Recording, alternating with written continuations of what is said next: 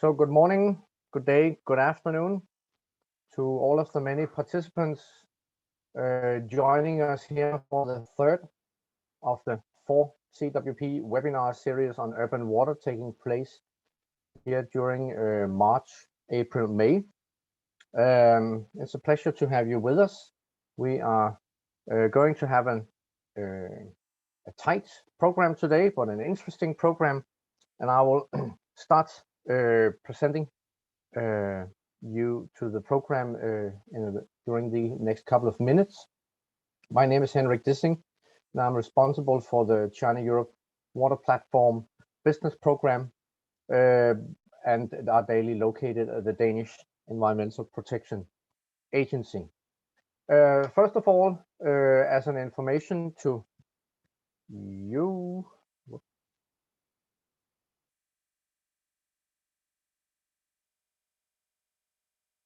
the slide doesn't change so quickly on my screen. First of all, information that the PPTs and summary report and recordings from the previous 2 webinars, which took place on March 16th and March 30th, are available at the CWP website on the Water Urban, and also the recordings and report and PPT from this one will be available.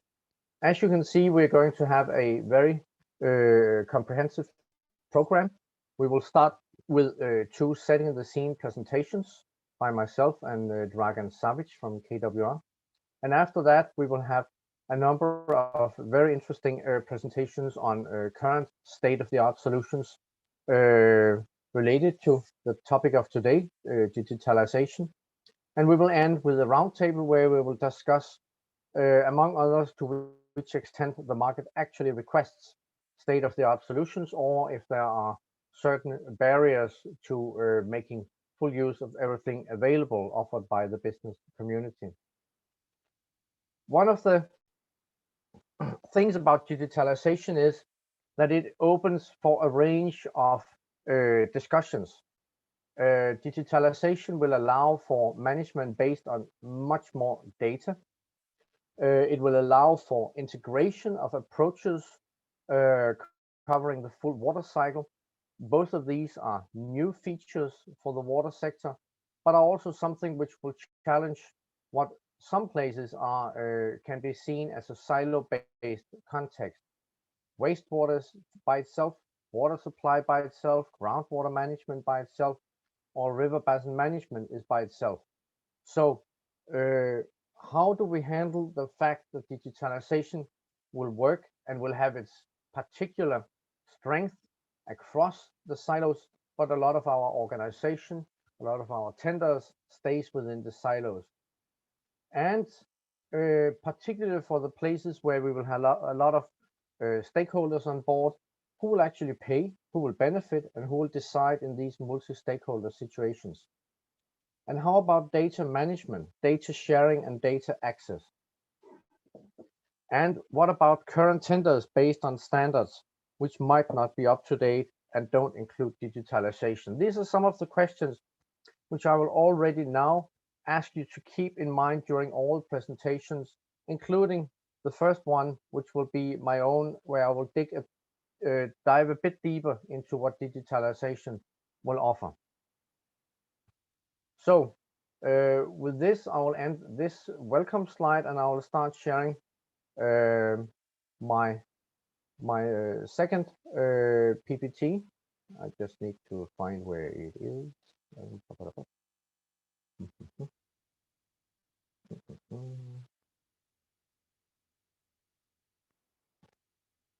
Sorry, I will have to access this over here.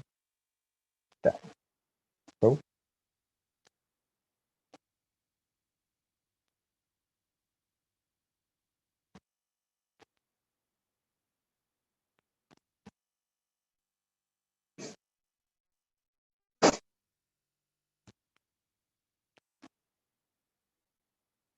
Hopefully you are all able to see my PPT now.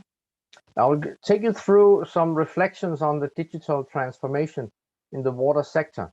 Where will we see the potentials? What impact could it have? But also where will we see some of the challenges to our current organization and market functioning? First of all, just taking you through the water sector global perspective very quickly, is that water, considered by the World Economic Forum as a top 3 global risk factor for 7 consecutive years. And the SDG goals point to that a huge number is without access to safe drinking water and sanitation. Further, looking just a bit ahead 10 years down the road, we will see that demand will outstrip supply substantially, and that climate change will magnify these challenges. To my opinion, and hopefully shared by a lot of people and the speakers we will hear, digital transformation might be the opportunity to address all of these challenges, but it will require something from us. It will require that we start organizing how, according to how water is actually working, don't respecting normal administrative boundaries. We will also have to look into that for various reasons the water sector is conservative, slow, risk averse, and actually difficult for investors. So getting the business case right might be difficult. There are policy risks, which means that authorities don't necessarily provide clear outlooks to how the market should respond to the regulatory cases, including getting prices right. The digital transformation is something which has an ecosystem of management, which we'll have to look into. It starts on the left with the system boundaries for data generation. How are authorities, utilities, and water cycles actually organized? And what does that mean to how are we going to getting more data? Do we gather the data within the right boundaries? Or should we look at where we have to change the boundaries for data gathering? Do we have all the equipment ready? And one of the conclusions already is that we cannot have yet sensors or other equipment which actually covers water quality in all its parameters. So what do we do with that? We're looking into data quality, comparing across silos, and how to make it, how to organize it, quality assurance, and how to access it to all relevant stakeholders. Then comes on the benefit side. Do we have analysis tools, the modeling, prognosis, and full use of AI in place yet? And who are actually the beneficiaries? Are the beneficiaries the same as the end users, or what I call the challenge use owners? And do all have the sufficient digital competences, the financial resources to invest in all of the tools necessary to make full use? And how do we actually make cost-benefit assessments? Do we have the right framework conditions in place, the incentives for the end users to invest in the digital universe? And my claim is already no, we don't have the right framework conditions. One of the places is that pricing often is subsidized. It's on water and it's on energy. And that means that going back to the system boundaries, all again, is that also in place for making full use of data, which can suddenly fulfill all the aspirations of the water sector, integrated river basin management as one of them, which has been a dream for the water sector, but not possible to fulfill because data either hasn't been sufficient or there have been too many for our tools to accommodate. Another aspect when looking into digital transformation is whether you will approach it as a transformation, starting on a vision for how things should be by 2030 and address it from there. Or if you try to optimize within the current organization, the current boundaries, approaches, and incentive schemes as it is, and you'll not get the same result for these. And my concern is that too many will just optimize without looking sufficiently on a visionary basis into a transformation. Here is a point of view of the digital journey we're going through, with digitization being improving monitoring, example giving, but transformation being where you're actually taking the end user and customer perspective much more into perspective. But finally, looking into the digital reinvention, it may be a thing which we currently see in the consumer world, where a lot of things are being digitally reinvented. And if you compare the water sector to such a digital journey, my claim will be that we will have digital transformation taking place within the utilities, but for much of the public water sector, we have only started on digitization yet. The water sector offers potential for efficiency and effectiveness. The first one being on improving all of the operations, more data, increased speed, better performance, etc. But increased effectiveness is where we see the benefits with improved results. For the expectations, we can see a lot of things which relate to the utilities. And you will see also that the investments upcoming will particularly be related to the operations of utilities. And it's actually not so difficult to understand, because within utilities, the situation is that we will have one owner, one who pays, one who benefits, and one who decides. Whereas when we get into the urban water situation, you'll have much more stakeholders. And if you move to the river basin situation, we will have even more stakeholders on board. And the picture on who invests, who benefits, and who decides will become much more difficult to deal with. Here's a picture from the Bluefield research showing the expectations of CapEx savings. That means construction cost savings in the coming years. And you can see that this institution, which has made an analysis of utilities in several countries, foresee huge potentials in savings over the coming years, based primarily on that we are able to work in a much more precise manner.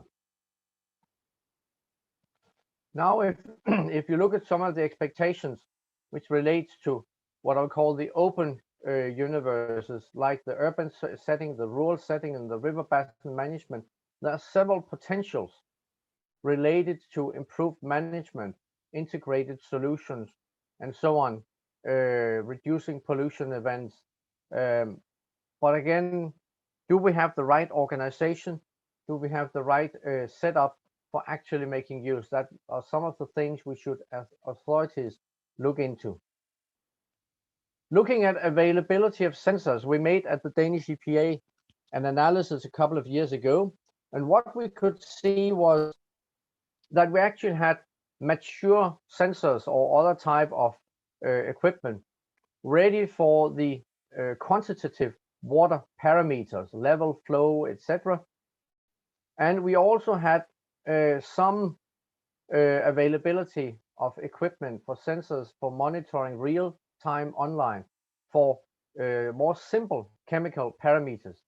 But when we looked into the advanced chemical parameters, we could see that only a few places did we have the mature sensors, while in most places they were not available yet.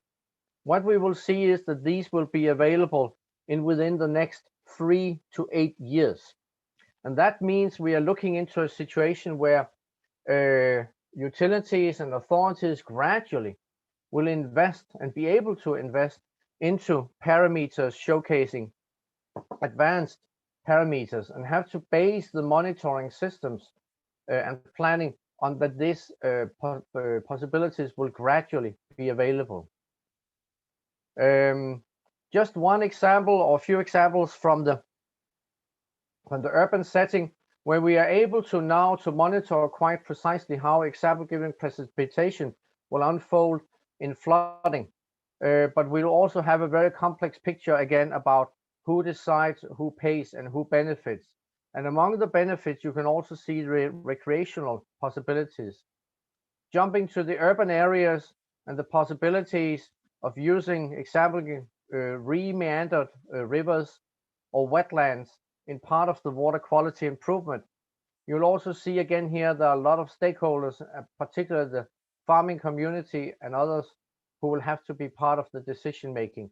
This aspect will be one of those we will pick up during the autumn when we will have a series of webinars dealing with rural water, including wetland restoration. Another example of a complexity is the groundwater management, where again you can see several stakeholder situations are part of this, and how do we again find out who pays and who benefits. There are a lot of smart systems, and one of the slides I often get a lot of attention from is when you integrate the wastewater with other energy situations into energy factories, utilizing organic waste from industry and households, but also getting a lot of benefits. Again, digitalization will help us, but again, we get into a multi-stakeholder situation with a lot of regulatory requirements which will have to be in place. And we can only start guessing about how will the situation unfold when we talk about smart cities, which covers a lot of situations. Here, the cities will, of course, enter the scene and will have their opinions about data gathering and data organization and accessing. And the urban authorities might not have the same opinions as the water sector stakeholders about data organization. That will be very interesting to follow. I will now skip my presentation from here and only hope for all of you to be inspired to move towards the strategic agility, covering the speed of change and also the complexity of our systems. And I want to invite Professor Dragan Savic from the KVR to take the floor and take us on with your your reflections about the digital transformation. Dragan, please. Thank you, Henrik. Hello, everyone. I'm trying to share my presentation, which I hope you can see now. Basically, we are in a digitalization age, and I'd like to start with three things to take away from this presentation. Well, the first one is that digital water technologies are largely available, as Henrik mentioned in his presentation, and water sector is already benefiting from digital transformation or entering it. But one thing that I want to really emphasize is that more automation and digitalization means more training for people, not less. So that's one of the things that we cannot forget in this process.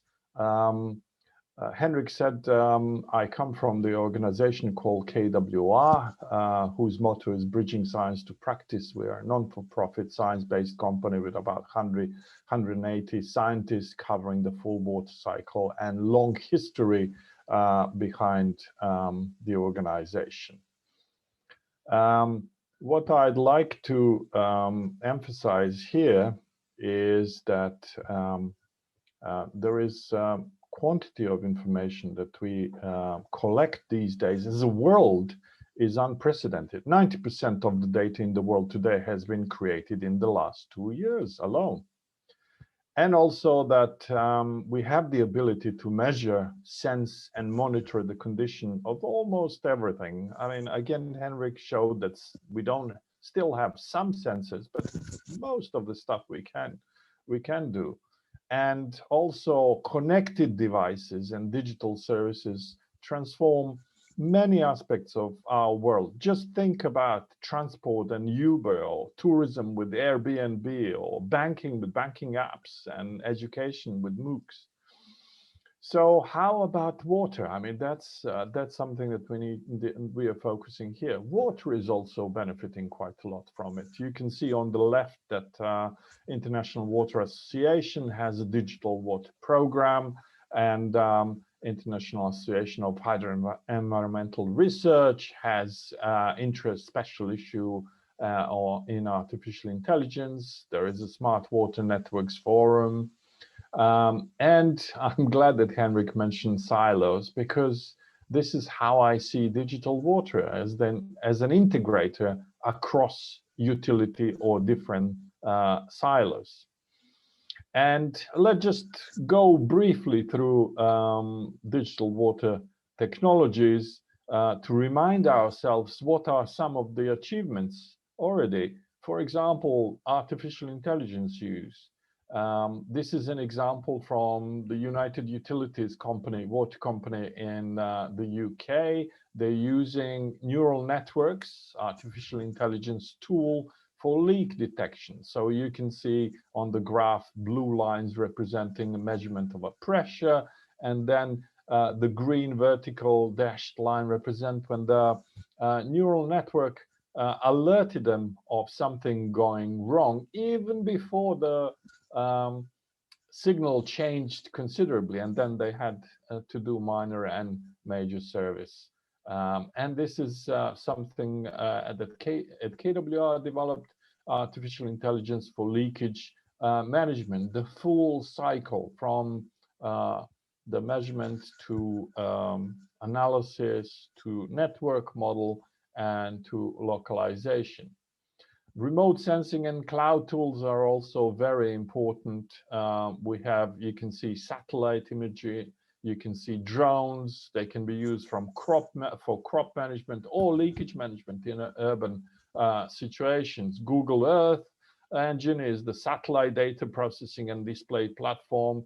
Dias online platform that allow users to discover, manipulate, process, and download Copernicus data. You have Amazon Web Services and Microsoft Azure Web Services. And then we look into nature-inspired computing. These are physics and biology-based approaches and algorithms like genetic algorithms, cellular automata, neural networks, fuzzy logic. And you can see here an application in multi-objective optimization of district metering area design. And you can see 3 or even 4 dimensions on the graph on the right, where we can see cost, surplus, reliability shown. And then digital twins, everybody is talking about them these days. This is an example from KWR, where we're looking into digital twin of the city of Eindhoven, water network with 220,000 inhabitants. And we use mobile data to allocate demand. So the demand for water is where the people are at the moment. And that can be also assessed through different means. And this just shows how normal week, which is blue, or orange peak week, high demand, and vacation week, low demand, look into this digital twin. Robotics is another area where there is quite a lot of kind of usage of this technology in the water sector, or lots of interest in that technology. This is an example of a prototype of inspection robot that can actually twist through all the corners, and it's autonomous robot. It's a robot, in this case it's tethered, so it's connected with a link, but the latest one is completely autonomous. It can recharge, collect the data, send the data without needing to be directly connected. Everything is doing wirelessly. So the point here is that digital water technologies are largely available. So what is missing? That would be a good question. And in that case, I just want to remind you about what happened in the aviation and the car industry. So Aviation and car industries are interesting from the digital technology standpoint, as safety is of paramount importance, like in the water industry, but also because they have made the most significant strides towards full automation. You have Tesla self-driving cars, you have autopilots on every plane. So although enormous effort and investment have gone into those systems to be able to perform actions alone, most must still interact with humans who supervise their work, directing and overseeing their performance or collaborate with them. So the case of Tesla Autopilot not being able to prevent several car collisions, for example, on the photograph here, you can see the collision with a fire truck in the States, or Boeing 737 and its maneuvering characteristics augmentation system, as they call it, MCAS, software that is suspected to have played a role in 2 aircraft crashes with significant loss of life. So what happened? The MCAS was engaging automation against the reactions of the pilot. So again, this is just a reminder what automation looks like and how it requires still human. For the Tesla, the main reason for that collision was that the driver didn't have their hands on the steering wheel all the time. They thought because they have a autopilot in a car, they could leave it and read a book. So my point here is, and also applies to water systems, is that human in the loop is required, but also requires training. Because, for example, in Boeing 737 MAX, some pilots didn't even know that they have that feature because Boeing decided not to publicize it or not to train them as well. So that was one of the key reasons why they failed. So human in the loop is absolutely necessary. So if we go back, and this is the end of my presentation, if we go back to the 3 things to remember, so the digital water technologies are largely available. Just think about artificial intelligence tools, about optimization tools, about serious gaming, about applications, about virtual reality and augmented reality, allowing people to walk in the street and superimpose what's on the tablet, what's in reality, about satellite and drone data that we can collect. All of that is now available to our water systems. So the water sector is already benefiting from digital transformation. Obviously, not to the point where we have that complete change, like in Henrik's presentation from IBM, where from transformation we got to complete re-envisioning of the water systems and how they are managed. And human in the loop. And again, digital transformation is not only about technology. It's about humans. It's about how we, as humans, accept and how are prepared for that automation and that technology. So more automation means more training, not less. And at this, I will finish my presentation. Thank you very much for your attention, and I will stop sharing.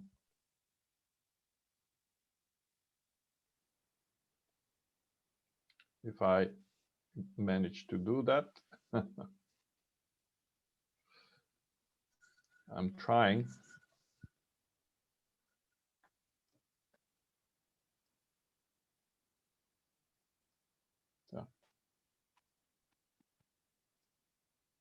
Thank you very much, Dragan. These are important conclusions to have on the screen for a while.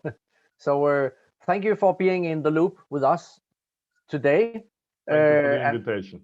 Thank you, and I hope you will stay for the webinar and for the roundtable. The roundtable is a stepping stone in raising the discussion, but one of the most important next stepping stones will be that we will have a couple of seminars or sessions at the upcoming Aquatech Shanghai. So for those of you who are able or already are in China and able to take part, there will be possibilities to actually meet and discuss this, and that will be handled by Mr. Liam Jia and colleagues from the EU SME Center. So Liam, please tell us what can be offered for those who either can be present in Shanghai or can follow the digital versions, which will also offer from there. Okay, thank you very much, Henrik. Thanks for the introduction as well. Indeed, like what you have mentioned, and I also see many familiar names who have been with us since the first webinar, which we have also mentioned about our participation at the Aquatech in Shanghai, beginning of June. And over the weeks, things has also developed. We're making some progress in making it happen. I'm very happy to be able to share with you some of the updates.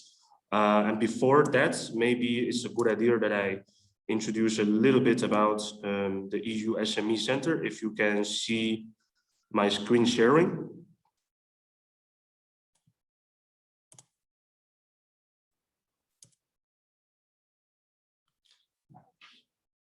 The EU SME Center, we are a project funded by the European Commission already since 2010. Currently, we're in the third phase of the project. Our mission is to provide support to increase the knowledge of SMEs on the China market, to raise their awareness, and to eventually provide support for SMEs in developing trade and investments in China. These are the 4 main services we offer by these 4 centers.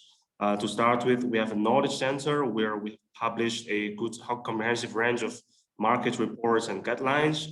We also have one advice center where we provide first-line advice to companies covering business development, covering market access, legal issues, and also HR.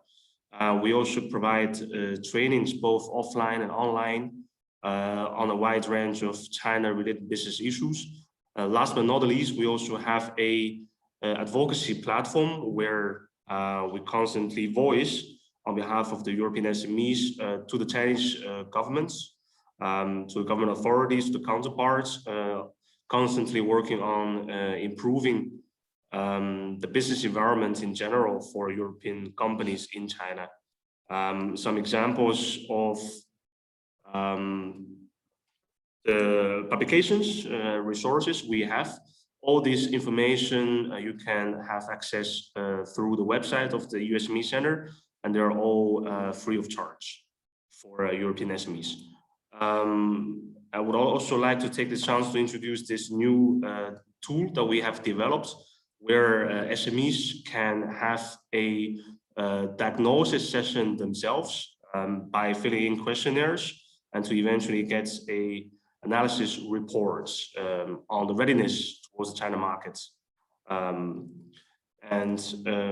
a nutshell, these are the different perspectives of how we provide support for companies, SMEs in the water sector in accessing the China markets, both on market information, on the presentations on the policy side, as well as linking the companies to the relevant stakeholders, including the government oversight, including local design institutes, and so on. Our goal eventually, of course, is to match the solution holders with the challenge owners here in China. And coming back to what I've mentioned in the beginning, our participation at the Aquatech in Shanghai. It will be a hybrid participation of the SME Center together with China Europe Water Platform by both physically being at the fair, by having a stand and possibly a small booth, and also by online participation. And there's also going to be possibilities where companies from Europe can participate, even with the travel ban. So we call it customized exhibition, and the recruitment of companies, we hope to start doing that soon. There's also possibilities for matchmakings, and of course we are also going to organize activities on site, including on-site seminars where we'll also potentially connect companies online from Europe. And from the SME Center side, we are also going to be there with a small team of in-house experts where we'll provide consultations to companies who are participating, and also possibilities to provide due diligence services for companies. Mostly will be free of charge, but also depends eventually on the different ways how we will participate. Very briefly, I have introduced the SME Center and our participation at Aquatech, and for all the companies, if you are interested in getting to know us better, or you have a question, you are all welcome to reach out to us at EU SME Center. And that is the end of my short presentation, Henrik. Thank you very much, Liam. So looking forward to, well, I wish I could say that I was looking forward to see you all in Shanghai, but due to travel situation, that will not be possible. But I'm looking forward to that some at least will gather and follow up our discussions from here. Without further ado, thank you, Liam. We will move on to Bruno Lopetier from Civeco, who will look into a number of case studies. Please, Bruno.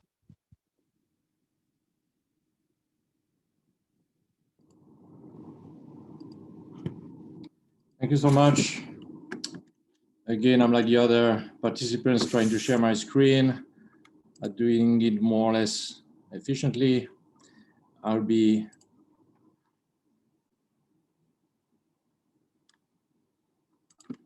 at the same time I'll start speaking if you don't mind. I'm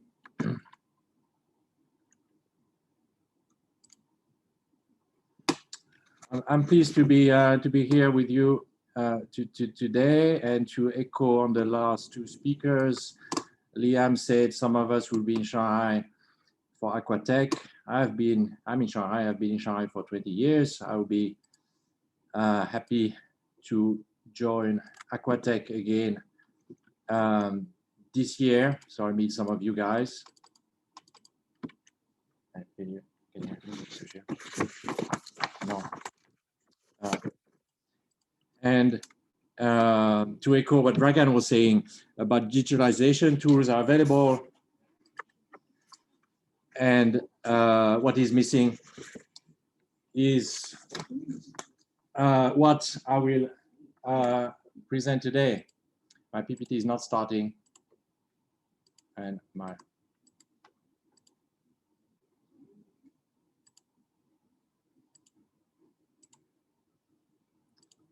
sorry for that. Can you look at it? I'm speaking as the PPT is going to start soon. So my agenda today is very simple, and I'll keep it to 8 minutes in spite of the technical issues. The slide will probably show soon. You'll get a copy of the slides. I will talk about case studies of asset management, digitalization in China. And I will, through the case studies, I'll describe an approach. Can you share that one? I'll describe an approach based or focused on people.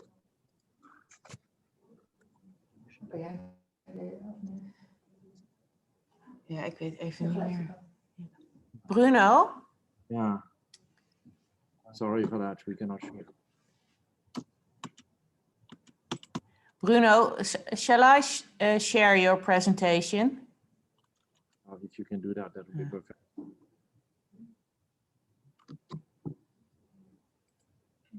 Yeah.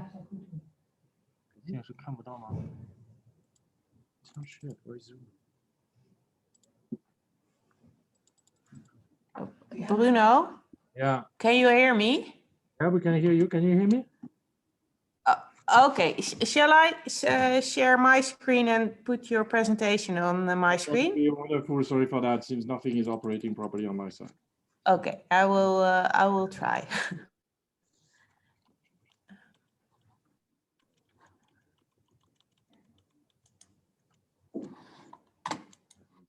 Can you open this one?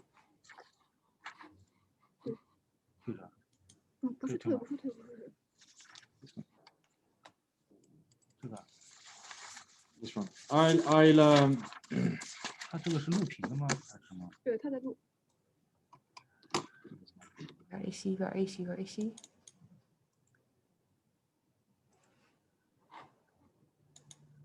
Can you see it now?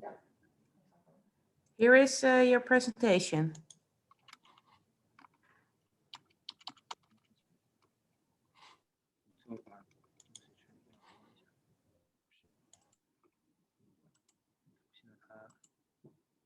So you are.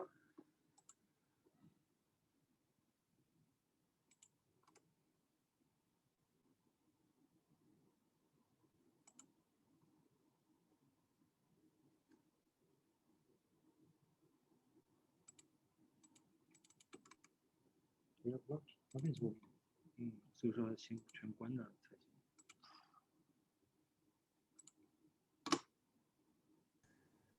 Henrik, can you take it over and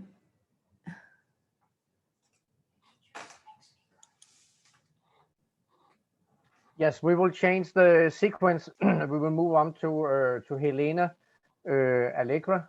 Helena, please take the floor here, and we will get Bruno into the loop afterwards.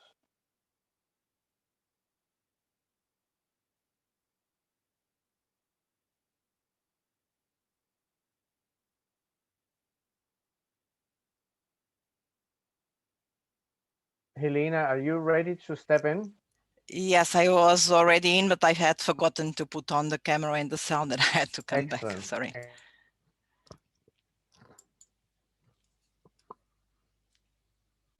So can you see my screen now? Can you see my screen? Yes. No, Yeah. we can see you. Sorry, not my screen? Not yet. Okay, so sorry.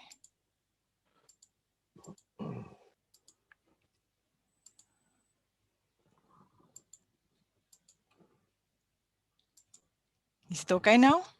It's coming. Yep, it's there. Okay, so. Okay, so good morning, good afternoon to everybody. So Dragon's presentation was ideal for the introduction of my own presentation. I'm going to focus on leveraging innovation for a smart management in the whole urban water cycle from our perspective, LANEC, which is an applied research organization. It stands for Portugal National Laboratory for Civil Engineering. It's a state-owned organization founded already almost 80 years ago. That has a unique multidisciplinary and system-based approach for civil engineering. We focus on a project-oriented research, applied research, problem-solving research. We are about 600 persons comprising 150 permanent, high qualified, normally PhD researchers, and around 130 research grant holders and trainees. So our main domains of activity includes all types of civil engineering systems, as you can see in this slide. But today, I'm going to emphasize on the hydraulics and environmental domain and area, the department I am chair of, I'm the head of. So if we look at the hydraulics and environmental department, we cover our activity covers the full water cycle, including natural waters, river, transitional and coastal waters, as well as urban waters. And the urban waters are today's topic, naturally. We cover both the water quantity, the hydraulics itself, but also the quality, including the ecological quality of the water. And also the water uses by human activities. So the water, but also the structure, interactions, and all the system behavior of the different types of systems related to water uses by human activities. Our environmental, hydraulics and environmental strategic lines include the hydraulic structures themselves, environment and aquatic systems, risk management and safety, urban water, and information systems applied to water and environment at broad. So today we're focusing on the urban water. To do that, I think we need to think of the main challenges, and digitalization needs to be put into context. When we talk about digital transition, we need to understand what are the key challenges that we need to address. Digitalization is not an objective in itself, but is a means in order to better achieve our objectives, and to reply to our main challenges. So we have now much more demanding requirements related to health and public safety, related to circular economy and resources, resource efficiency, to infrastructure asset management. We need to have a strategic asset management in place. And this far from being the situation now in most regions of the world. We have climate dynamics that, of course, is challenging with all the natural hazards we need to address. We need to work much more efficiently and effectively in collaborative processes, both in resource management and alignment between land and water management, between different services, between organizations, between partners. This was an issue that was tackled by both Enrique and Dragan, and I couldn't be more in agreement with that. And we have also the EU green economy and the reindustrialization. That is an issue that is a priority in Europe, and I believe is also an important aspect for China. At LUNEC, we have been working a lot in peer-to-peer innovation alliance with the water utilities. We believe that multidisciplinary approaches, system approaches, and co-production are three keywords that are fundamental to tackle these challenges. So we have developed these innovation alliance projects, these collaborative projects in four main domains, four main areas: strategic asset management, water and energy and access, reliability, safety and resilience, and water quality treatment and reuse. So here you see the names of the different collaborative projects that we have been working with. About Pure Waters is about performance assessment, about performance, about strategic asset management, about water losses, about water and water quality. Very briefly, I'm going to mention some of them. So 2 editions were already dedicated to water losses and energy management, where we insist that we need to have really not a silo approach of these problems, but we need to address them together and to have to put water losses control and energy management, not only together between them, but also as part of a more strategic asset management that we need to have in the utilities. And so together we produced water and energy balances for all the utilities that participated. We developed tools for assessing water losses and system energy efficiency, performance assessment. The utilities participating produced their own action plans. So each one produced their own in an assisted and guided way their plans. And with that, we create significant savings, both in terms of water losses, real losses mainly, and about energy savings. We also are currently finalizing another collaborative project that has to do with energy efficiency assessment and sustainability of water services.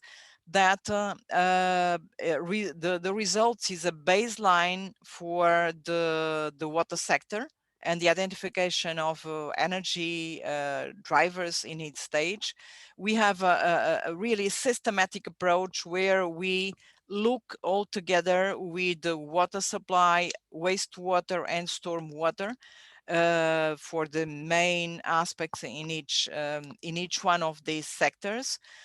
Understanding simultaneously the efficiency and the effectiveness in order to better identify priorities, issues, and then address and compare possible improvement solutions. We are also finishing another collaborative projects in the field of irrigation systems.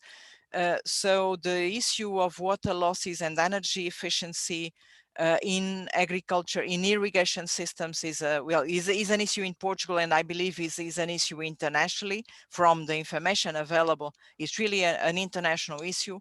And again, we are developing a system approach where we are addressing the nexus water and energy with a good assessment, with performance indicators that really allow for identifying and then monitoring the effect of improvement solutions. This is also a way to support the definition of public policies that can lead to better results. The expected water and savings are about or are above 20%. Another of these projects has to do with energy, water quality and treatment. So it's very much about both drinking water and wastewater treatment plans, but seen in the scope of the utility of the system as a whole. Again, not silo approach, but a general approach where we work with the benchmarking tools, infrastructure asset management. We produce tutorials in order to improve the energy efficiency of the treatment plants, where we work out rethinking treatment from the asset management perspective, but really trying to enhance the existing plants in order to make them adequate to the current challenges, addressing the current challenges and preparing the current plans for the future. 1 minute, Helena. Yeah, we have also worked down in advanced treatment systems, for instance, membrane together with activated carbon. So we have the links for the projects here. You can just try and look at them. Also advanced treatments for water reuse, again in collaborative projects. And as it was already referred, standardization is a very important aspect when we talk about innovation, when we talk about digital transition. So we have been very active in multiple ISO standard committees And here is just an example, water reuse, another is asset management. So we believe that bringing together co-work with the development of the right standards is the way forward. So key pillars for success: co-production, system approaches, multidisciplinarity. LANAC plays a major role in developing new knowledge, in leveraging innovation by co-creation and capacity building, and advisory on public policies, regulation, and standardization. So please visit our website and our project's websites for more information. So we see that, in fact, digital transition needs to serve these objectives. We need to have competent people. We need really to create capacity building so that people really take the benefit from digital transition, not looking at digital transition as an objective in itself. Thank you. Thank you very much, Helene. Very, very interesting, important conclusions. As we have lost a bit of time, we will rush on to Bruno's presentation. So please, Bruno. Thank you so much. So I think you all witnessed an example of how both IT and people are important. IT didn't work, but the people looked like a fool. And so that's actually my point today, talking about smart water. I will focus on asset management and operation and maintenance, and I will make my presentation a bit shorter because indeed I wasted time. And I will look at what is usually missing in so-called smart water projects. And it's usually not technology, it's more maybe on the people side. I will do this through case studies. Just a few words about a company. We are a company based in China. Many of you know us already, actually. We have a 35 years history, originally a French company in China for 16 years. So we have seen how the environmental market developed since 2004, because we focus on environmental projects, IT projects for environmental clients, started long before the market became hot. Back in 2004, everybody was saying the water market in China is not sophisticated. They don't care about maintenance. But we went into it. Today is a very hot market for so-called smart water. Every IT company tries to get in. So we benefit from this experience. So I just without talking further about the company, I will be sharing some of these stories, and I'll be talking about life cycle management, asset life cycle management, or you might say O&M, operation and maintenance throughout the life cycle of water assets. And I won't go through details of this picture you see on the screen, but this is a typical life cycle of complex assets, plants, and there is a lot to be optimized throughout the life cycle of water assets. And in China in particular, for different reasons, I will not go deeper into this. You'll get a copy of the slides you can read. And this is good news. It's very good news because water companies in China are running rather well in a strongly regulated market. But we can do better.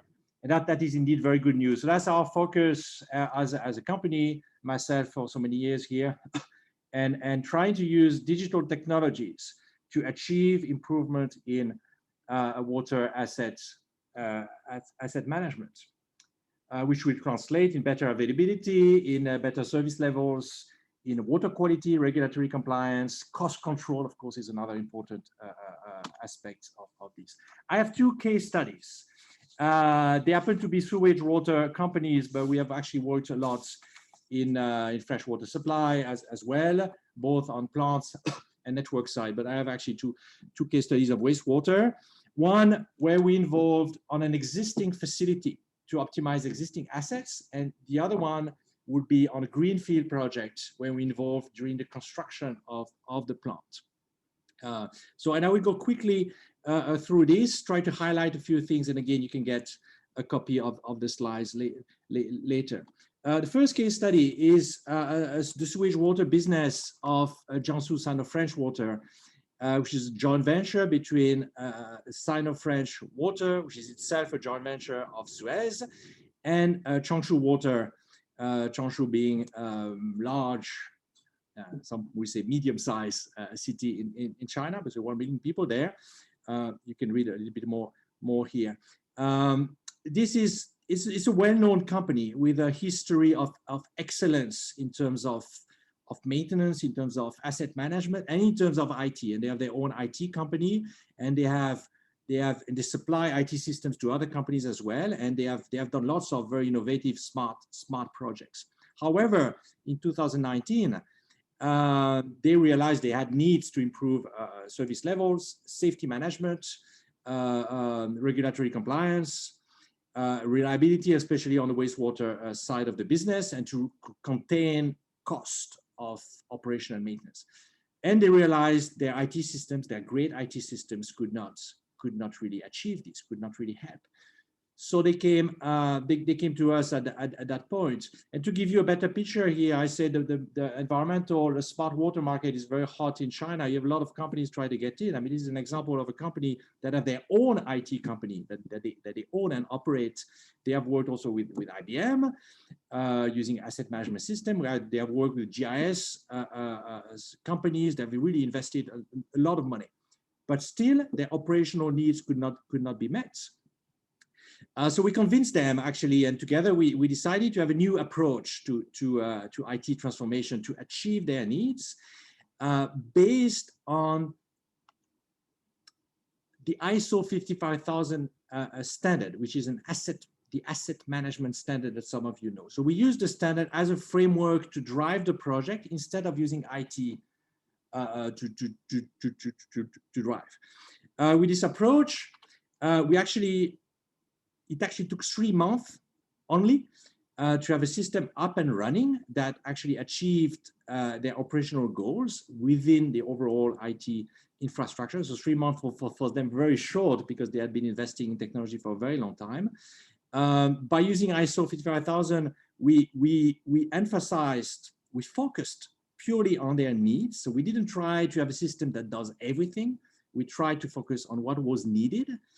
And that included standardizing asset data, which was not done before.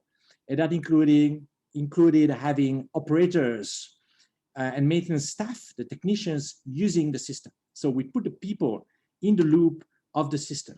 We also put the top managers in the loop of the systems through this kind of display. Very successful project. They recently got an award by a water association, E20, that many of you in China know. It's totally paperless now, and this system was a base for continuous improvement based on the data in the system. So that was a good example for us. The other one is a Greenfield project in Hong Kong. I picked this one because Hong Kong Drainage Service Department is also very famous as an operator owner, and they have also spent a lot of money in very big IT projects and very successful IT projects, but they still had operational needs mandated by the government in terms of life cycle management and in terms of using ISO 55000, the standard I mentioned before, to strengthen their operation and regulatory reporting. Knowing that the Hong Kong market was sophisticated earlier than us in China, in mainland China, but today they actually build very advanced facilities that they are not used to manage. So it's becoming more sophisticated technically. This one is an example of the Shanghai sewage treatment work. So we started a project with them from the early construction stage, from the late design stage, you would say. And we designed together with them the IT system for asset management. Again, using the ISO 55000 standard as a framework. And the plant started operation recently, a few months ago. So we followed the entire project from the beginning to the end. It's several years. So it's not as fast as the previous project because here we had the time to follow the construction project. The system is up and running. So the benefit to them was to have an asset management system in place from startup stage, actually from commissioning, totally paperless. And the users are part of the system. So same as before, the technicians are using the system on mobile. The system is integrated with SCADA for predictive maintenance. and system is also integrated with BIM models. They are now deploying it on another project in Hong Kong, so also a successful case. So just to conclude, again, technology is available, all kind of technology, and that's very good, including our own technology. It has to come into place altogether, and we found that the ISO 55000 standard is actually very useful for that. And we, coming from an O&M or asset management background, we really activate this standard to deploy projects. That's what I describe here. Common pitfalls for such IT projects are to be driven by IT and to be focused on systems. We believe projects should be focused on people, processes, improvement processes. And again, the ISO 55000 standard is a very good tool to help everyone in the project, including IT. IT is important, but including to help them focus on what matters for the asset management strategy and the asset management goals of the company. The approach works very well. We have lots of clients, so I mentioned only two. This is kind of, this is the feedback we get from clients in our yearly customer satisfaction survey, but mostly it says that the approach helps deliver operational improvement. So how about IT? There are still IT suppliers. You have Huawei doing big smart water projects. You have Alibaba, you have IBM, you have big consulting firms, you have local IT companies in China, lots of IT companies. You still have GIS suppliers. You have all kind of companies getting to the hot smart water market. They have their role to play in this, and we are not competing with them. But we bring in this know-how and around the ISO 55000 standard, and with our own tools, which are people-driven, to make this smart water infrastructure more practical, more user-friendly, and more beneficial in terms of day-to-day operations and asset management. That's what we do. That's what I try to share briefly. You have some contact persons here on the screen, including myself. Don't hesitate. And I'll be happy to join the panel discussion and to meet you guys in Aquatech Shanghai later. Thank you very much. Thank you, Bruno, as usual, for a very comprehensive and interesting presentation.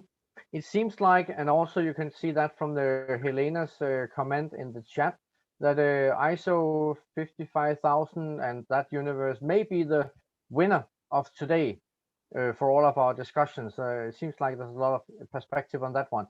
We will move quickly on to Ollie from KeyPro. Thank you, Bruno, and welcome to Ollie. Yes, thank you. And just a second, I will share my screen so you can see my presentation. Okay, so hopefully you can see my presentation now. So yes, my name is Olli Kaukola and I'm from a company called KeyPro, and I will tell you a little bit how to manage these water network assets, including IoT, and what kind of problems are usually involved based on our experience. So a short introduction about our company. So we are a Finnish software company, and we have also a very strong background in service side. So basically we help water companies to manage their network assets. And we have around 100 people working for us and over 300 customers globally. And basically this solution, what we're talking about today is this, to put it in a simple way, it's a browser-based platform where you can manage your water, sewer, and stormwater networks. And what we usually do is that we interface this system with third-party systems like IoT, customer relationship management, remote metering, etc. And this means that we can collect extensive amount of information to one system and create different kind of visualization so that people understand like what is the current situation with the network. And of course, then we can do some like advanced modeling, like hydraulic modeling, to if the customer wants to understand how the network behaves in different situations, and also like locate leakages and other little bit more advanced stuff. So one case story, this is a Finnish water company called Kymenvesi. So several years ago, they deployed this key Aqua system, and basically we imported all the network data from old systems. We interfaced this system with customer relationship management system, and then some IoT and remote metering systems, so that we could gather all the data to one system and show it to all the users. So basically all the stakeholders, whether they're internal, external, so basically everyone who is working for this water company can actually see the data, they have access to data, and they can use this information to improve the water company's overall performance. So basically, if we use this kind of a modern solution that we have like several IT systems and we integrate those, we move information between the system, it means that like the water companies can more efficiently manage their network, they understand the situation, and they can like improve the drinking water quality when they have like very systematic network maintenance in place. They can improve customer satisfaction. They can also fulfill different regulations, and of course like reduce operating expenses so that this whole cost structure is not increasing too much. And to highlight some benefits here is that maybe one of the most important thing is to improve the quality of the drinking water, and it includes a lot of things like decreasing the amount of supply interruptions, stuff like that. And you can achieve this by doing like a very systematic plan with your network maintenance and also future investments. So you can optimize this operating expenses and capital expenses so that you have really systematic way to manage the whole network. And this can be done by using this huge amount of information and integrating systems and ensuring the data flow between the systems. And of course, there's some additional things also, like improving the customer satisfaction, like communicating with customers in different way.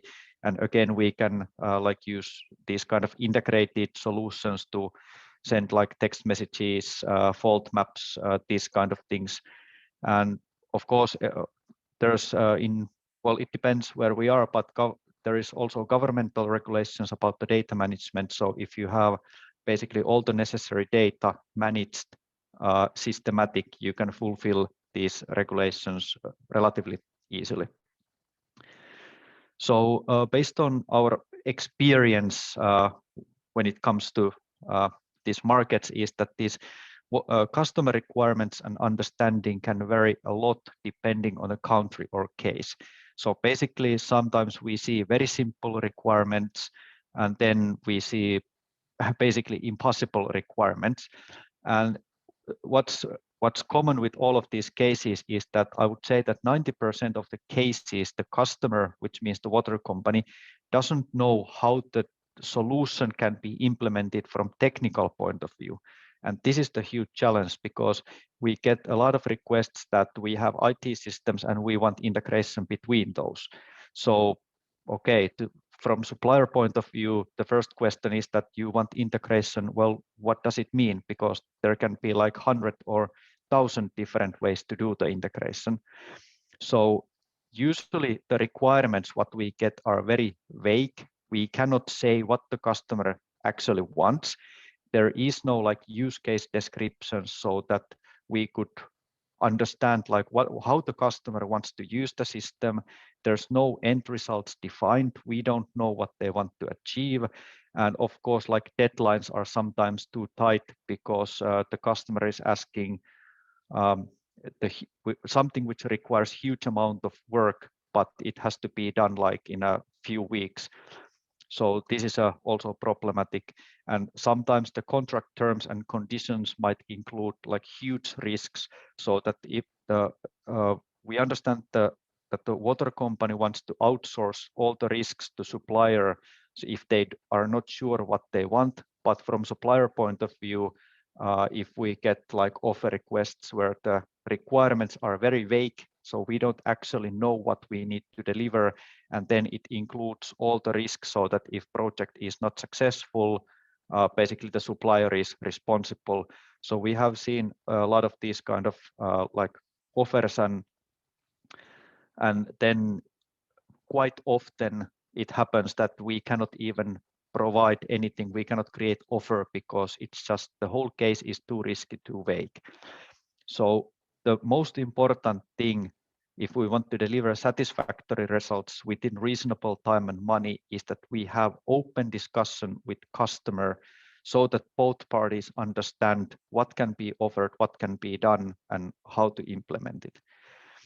So if I reflect on these tender procedures, is that like during these public tendering processes, the water company requirements are usually very high. And like I mentioned, the needs described are very vague. So this is the huge challenge for, especially for software companies, to offer and deliver solutions, because basically we need to guess what customer this time wants.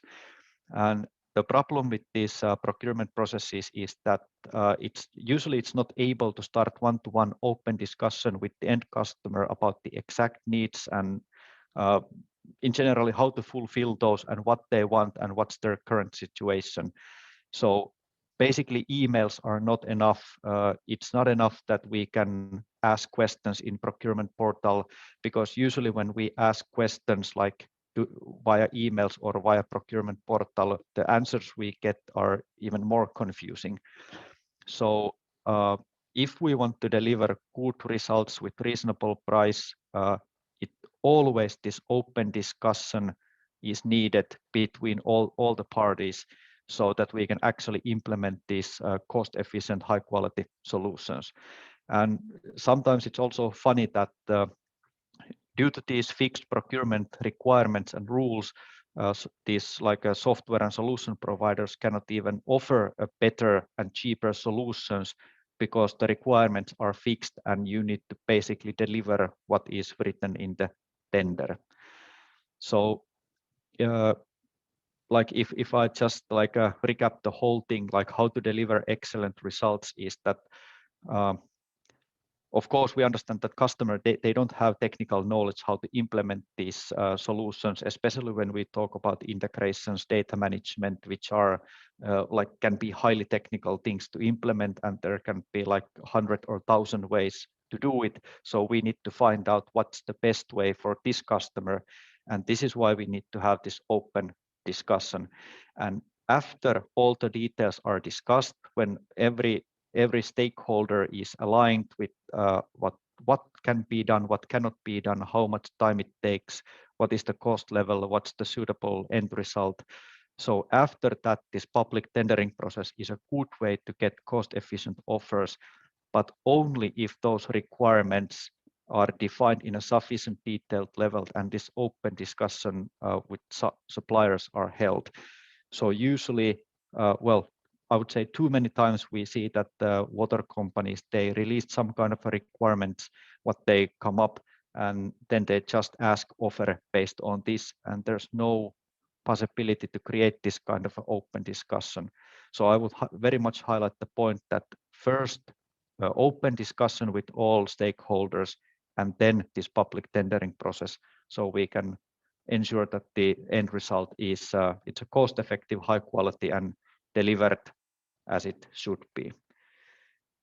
So basically, that was my short presentation about these kind of technological challenges what we usually face in the market, and we try to teach water companies and our customers to have this kind of an open discussion before they actually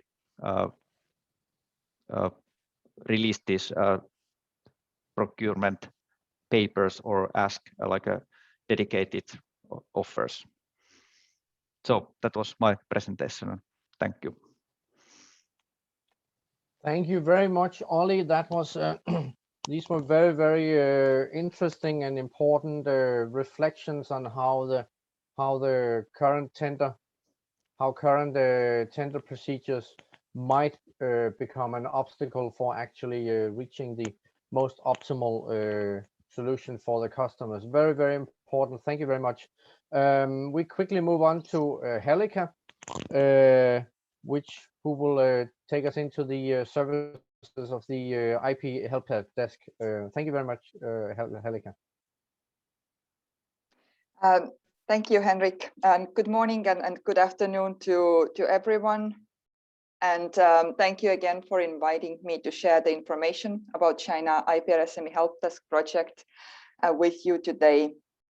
So China Iprsme Help Desk is a European Union funded project designed to advise European small and medium-sized companies and startups with intellectual property rights issues when they internationalize their business to China. While not providing legal services, the project helps EU SMEs make informed IPR decisions for their business's success through provision of free charge information and services. These take the form of a jargon-free first-line confidential advice on intellectual property and related issues. I will come back to the help desk services in a minute, but at first I'd also like to highlight the importance of IP when internationalizing your business to China. In our experience, many SMEs fail to understand that IP, in fact, is one of their key business assets. And therefore, as research shows, it's about 80% of companies that fail in China fail so because of not having sufficiently protected their intellectual property when entering China's market. With the increased role of digitalization, as we saw in the previous presentations, SMEs engaged in the water sector are often technology intensive, and having a patent provides the SMEs with an exclusive right to exploit their invention on the market, gaining advantage over the competitors. If you have a patent, you can commercialize it. By licensing it to Chinese companies, selling it, or making money on royalties. Furthermore, if you're looking for investors in China for your invention, having a patent gives you an advantage, as investors are are more interested in technology that has been patented, as it has higher value on the market due to the exclusive right of exploitation. And don't also forget that it's possible to patent business processes here as well and claim exclusive right of exploitation over those as well. And of course, it's not just patents that are important for the SMEs engaged in the water sector, as a registered trademark facilitates the development of a trusted brand associated with high quality. Despite the improvements in China's IP laws and regulations, bad faith trademark registration and trademark squatting are still commonplace in China. Many unscrupulous entities here make a business out of registering foreign trademarks, which have not yet been registered in China, to later sell your trademark back to you at inflated prices. Now, despite the beliefs that nothing can be done here against infringers, experience shows that foreign companies can successfully and do successfully enforce their rights in China when having all the appropriate registrations in place. Now, that means protecting IP in China should be an integral part of SME's business plan, and the help desk, of course, is here to provide IPR business tools and self-help solutions, enabling SMEs to make informed decisions about IPR protection in China. As mentioned earlier, all of the services of the help desk are free of charge, and I will quickly go through the main services that help desk offers. Our core service is being the helpline, which basically is an email address which SMEs can use to ask us any IP related question and receive a reply within 3 working days. We answer all IP related questions, no matter if it's basic question or a more complex question. You can use the email address that you can see on the slide to contact us. It is also possible to arrange a Zoom call or a meeting with our IP business advisor to discuss your issue in more detail. The helpline, of course, is totally confidential.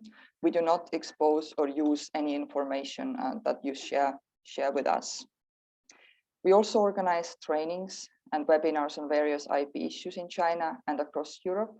usually in collaboration with chambers of commerce, business associations, or research institutions. In trainings and webinars, we cover a variety of issues ranging from basic IP protection to more complex issues. And most of our webinars are also uploaded on our website. You can see the address of the website, and I welcome everyone to check out the previous webinar recordings to learn more about IP. Of course, from our website, you can access a variety of materials, including infographics, e-learning materials, case study library, and of course, IP-related guides, which allow SMEs to gain knowledge on IP issues and to make informed decisions on IP protection in China. Our guides cover a variety of issues ranging from the basics of IP to industry-specific guides and the more detailed how-to guides. So you can see a few examples of our guides that can be more interesting to smart technologies or to smart innovative ideas in the water sector as well, and how to protect those. So I'd invite everyone to check the resources on China IPR SME Help Desk website to make sure that when you are entering China, you are well prepared and you know how to best protect your IP. With this, I will also end my short intervention, introducing the China IP SME Help Desk project, and I do invite you to stay connected with us through social media channels or visiting via our website. We will also be present at the Shanghai Aquatech fair, so there we could offer any consultation sessions if needed. And of course, if there are any questions, I would be more than glad to answer these during the roundtable or after the presentation. Thank you. Thank you very much, Helic. Eventually, for some of the reports you highlighted in your presentation, please send links so we can introduce them already in the report from this webinar. And again, to mention that Helica will be present in Shanghai, so you can have direct access and consultations. Please make note of the conclusion in the introduction that 80% of companies fail to pay sufficient attention to this important feature. So with this, we will move quickly forward to Mr. Xiao Li from SCAN from Austria. Please, Xiao Li.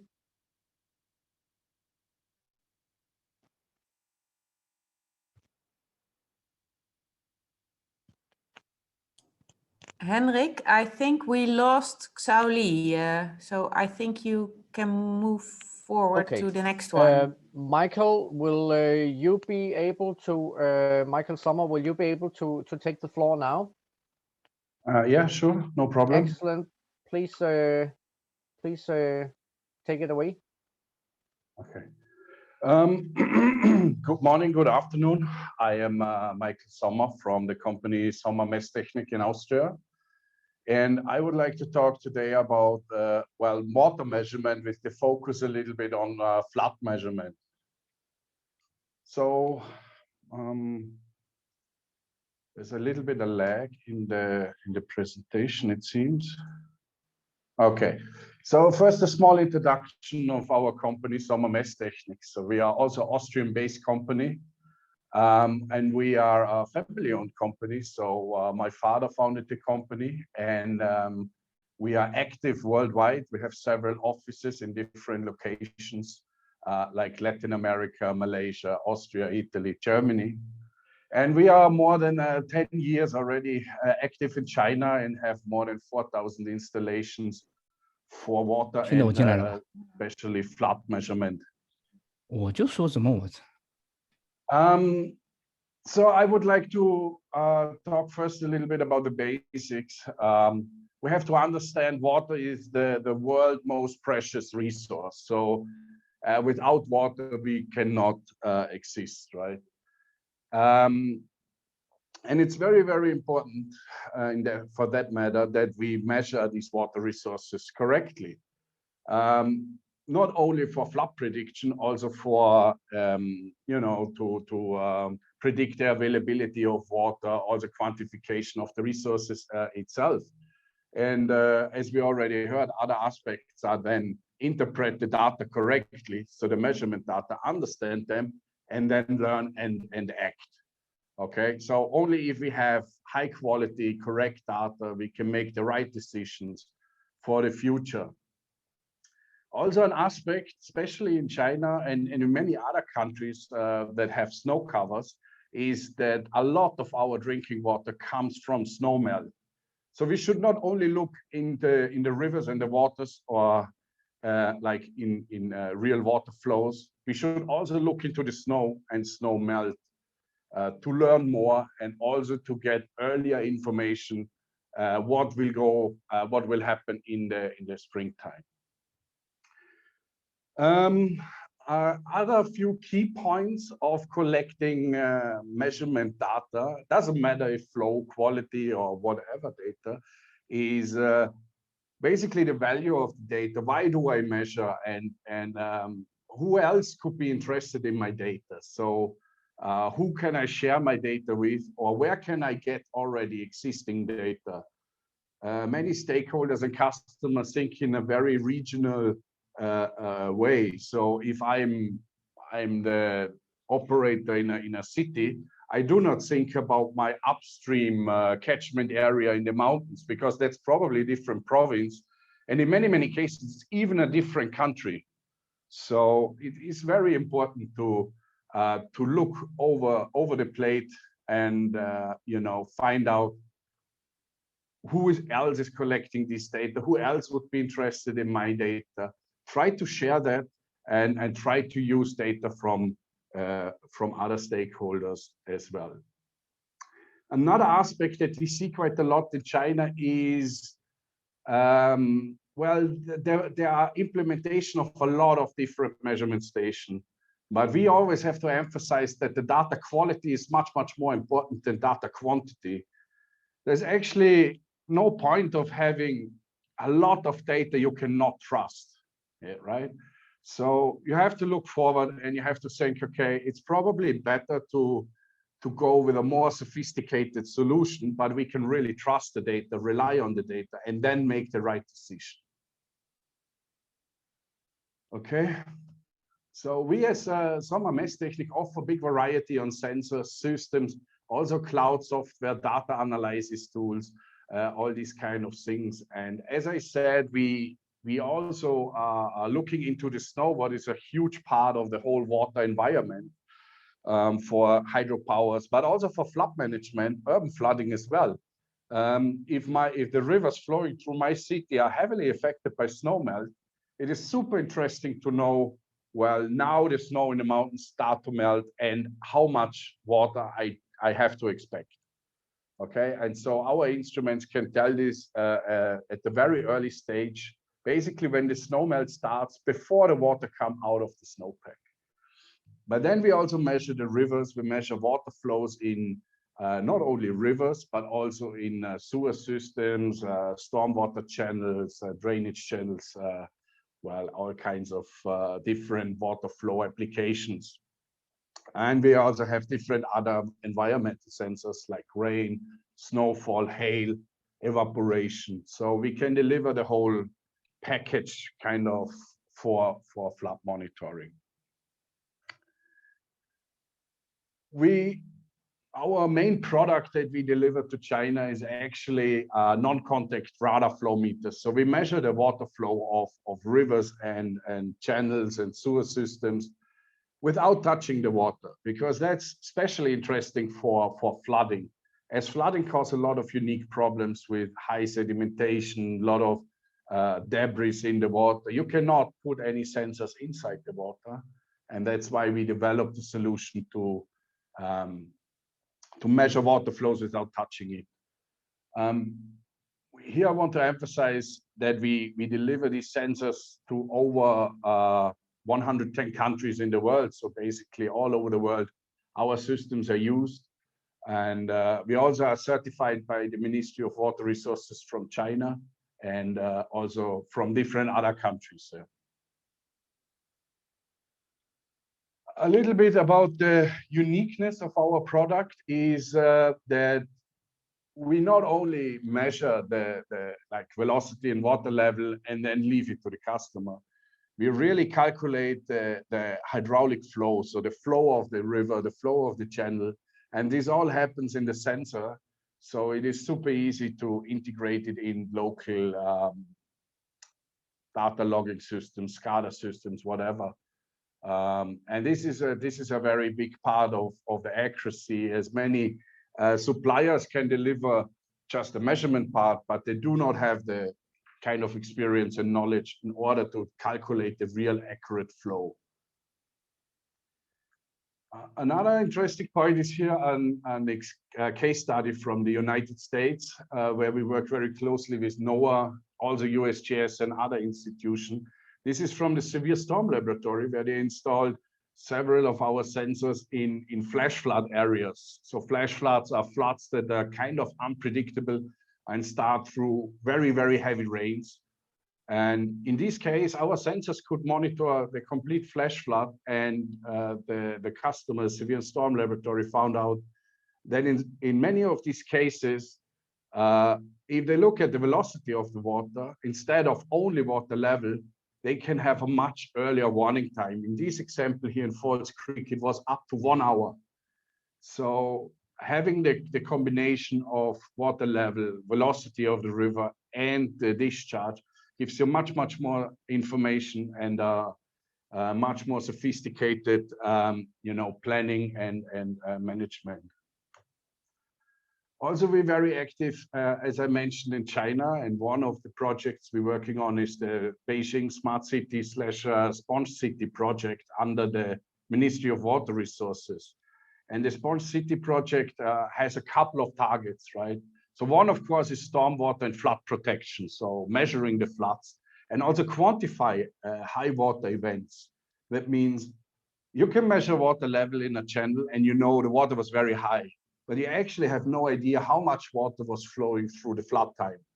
And that makes it very challenging in order to, build flood prevention, build retention basins, to collect the flood water, as it is really important to also utilize these flood or storm waters later on. For example, part of the Beijing Sponge City project is to recharge groundwater with storm water, right? And just to ensure the hydrological cycle is, is more balanced, as currently around Beijing is very dry. The non-contact sensors, as we manufacture them, are perfect for this application. As I said, floods, to measure floods or stormwaters is very challenging in many cases.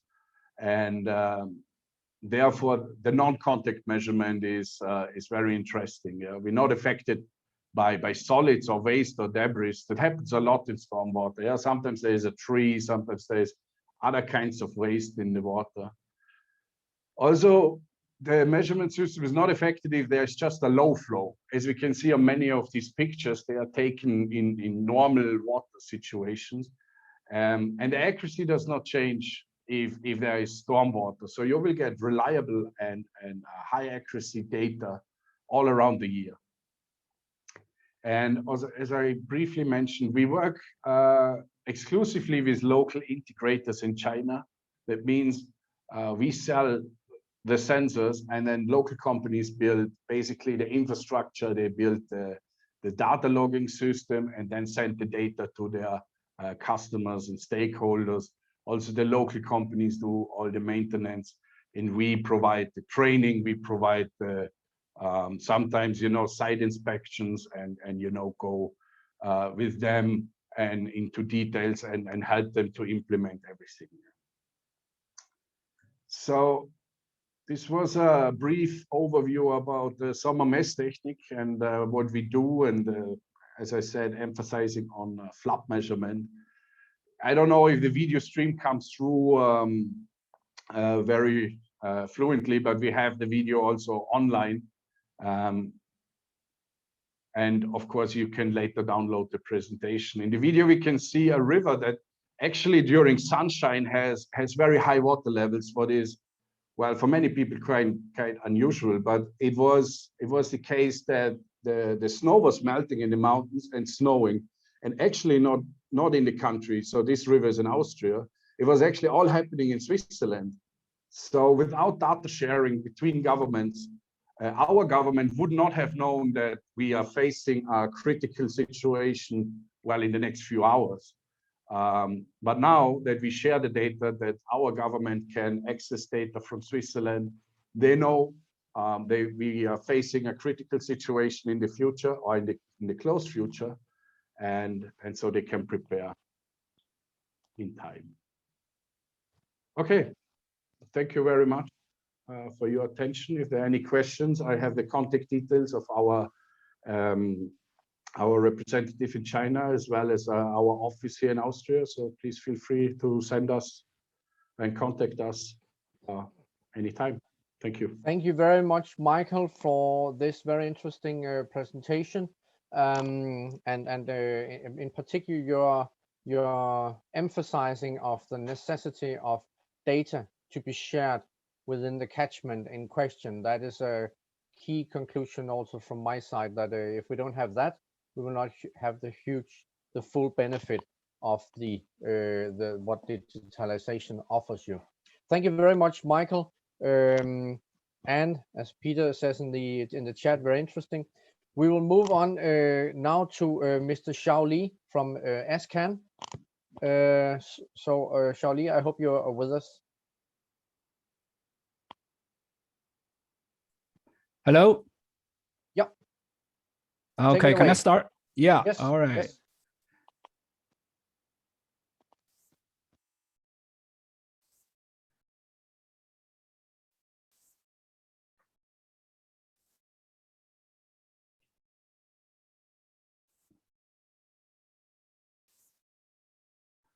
All right. You just need to go to full screen. Yeah. That's okay. I got this full screen right now. Yes. Yes. Okay. Okay. Thank you, Mr. Henrik. Thank you for all. I would like to present today for ASCAN GmbH. ASCAN is an Austrian company. We are developing, producing and supplying water quality monitoring digital sensors. I would like to try to understand from the view of a sensor supplier to understand how can we contribute for digitalization for urban smart water management. So first, I would like to get a short introduction about ASCAN. Who is ASCAN and what is ASCAN doing? ASCAN GmbH, this is an Austrian company. We are developing online water quality monitoring sensors that simple, easy to use sensors, terminals and software for online water monitoring and control, water quality and event detection. The company was founded in 1999. There is a spin-off of university from Uni Boku-Wien. And we have the ASCAN product entry in China market since 2003. And we have established the rep office in 2006 in China, in Shanghai. So ASCAN is the pioneer and the global leader of online spectrometry meter. Yeah, it's the icebreaker for acceptance of UV spectrometry in many countries as a surrogate method to determine organics, for example, and nutrition and solids. We are mainly in, the key is in water quality. Yeah, organics like TOC, BOD, and COD, on nutrition, NO3, NO2, nitrate, and all other physical parameters like pH, DO, and EC conductivity, and so on. Today, we are offering a full range of optical and electronic chemical water quality monitoring sensors, systems, and software for drinking water, environmental water, wastewater, and industry water applications. To understand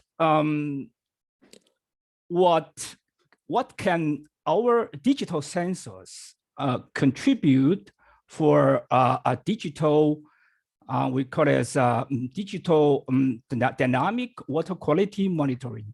Here, as you see, when we talk about digital water quality monitoring, the system, the whole system should include three main things, the very important things. And all the sensors, all the water quality monitoring sensors has to meet the three requirements. The first one is track water quality from source over distribution to consumption, and beyond into waste. That means the full range for the whole process from the beginning to the end. Okay, this is one point. The second point, we need to track any change of water quality at any point in real time. That means is really we need to monitor to get the results in very short time, fast. Yeah. Right now, we can see that for organics, for example, we can get it in 10 seconds in this interval with our spectrometry devices, sensors. Well, with other traditional chemistry chemistry cabinets, analyzer, they need at least half or 1 hour to get one monitoring data. So it's too slow. And the third is we need to turn the data into valuable information and use it to manage the water system as efficient and environmental friendly as possible. That means how can we use this kind of information, right? A lot of readings, data. How can we do that based on the data collection? So that's, from our view, are the three key points for the future dynamic water quality platform that we have, that our sensors has to deliver these informations.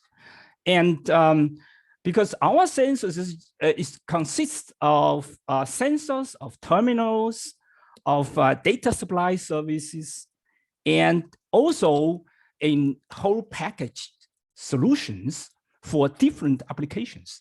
Yeah, for example, for drinking water source monitoring, for drinking water pipe monitoring, just you can look at this picture on the left side. There we call it as a pipe scan. This is a very compact, small drinking water pipe monitoring stations installed in pipe and can get real-time data. Okay, and for all very important parameters that our municipal drinking water works or authorities really needs. So this is the compact offering of the packaged solutions and stations. So on the right side, we also offer a lot of the very important softwares to ensure our quality or data quality. Yeah, if that means we have a data validation system. That means every readings from our sensors before they send it out to our end user, they have to be validated and checked whether the data is correct, is reliable or not. And we have also called as ANA tool, that is an event detection tool. Even if something's wrong, we will send alarm immediately to our end users, to the smart water management platform, that they can get it immediately. Yeah, they can make, based on this information, they can make a right decision. That's the whole software program based on our station. So here is here is just about example for how can we do this with our smart software. Yeah, that we can able to detect and respond to any kind of event in real time and be able to immediately see the response of the water system to taking action on the water quality map. So this is look like this is our systems, our sensors, terminals, and systems, and the advantage for to meet the requirements of the water of the smart water platform, that our advantage is that it is accurate, reliable, quick, no reagent. This is very important. And low maintenance, no spare parts, easy to install and to operate, and high normal operation rate and the inexpensive measuring instruments for comprehensive and time-resolved water quality monitoring. That our sensor is simple to use, yeah, and reliable. So, and also here, it's just as an example for drinking water, for city drinking water networks. That means what kind of parameters that should be that we can technically deliver, and what is needed, and what is cost efficient variables that we can see. We have for drinking water pipe, we have different things. We have UV spectrum, we have DOC, we have TOC, we have chlorine, turbidity, color, ORP, conductivity, and all the kinds of things are important. But we have to see that which parameter is most sensitive for event detection, and is reliable, and is with low maintenance, that is cost efficient. That we have to consider about it. Then we can see that the UV spectrum is the most important one, with high with high sensitivity, with reliability and low maintenance. Just I want to mention that our system, we call it as PipeScan, can offer all these important parameters for drinking water works monitoring. So just very quickly about two cases. One thing is we have in Belgium drinking water monitoring Xiaoli, you have to end now. Yeah.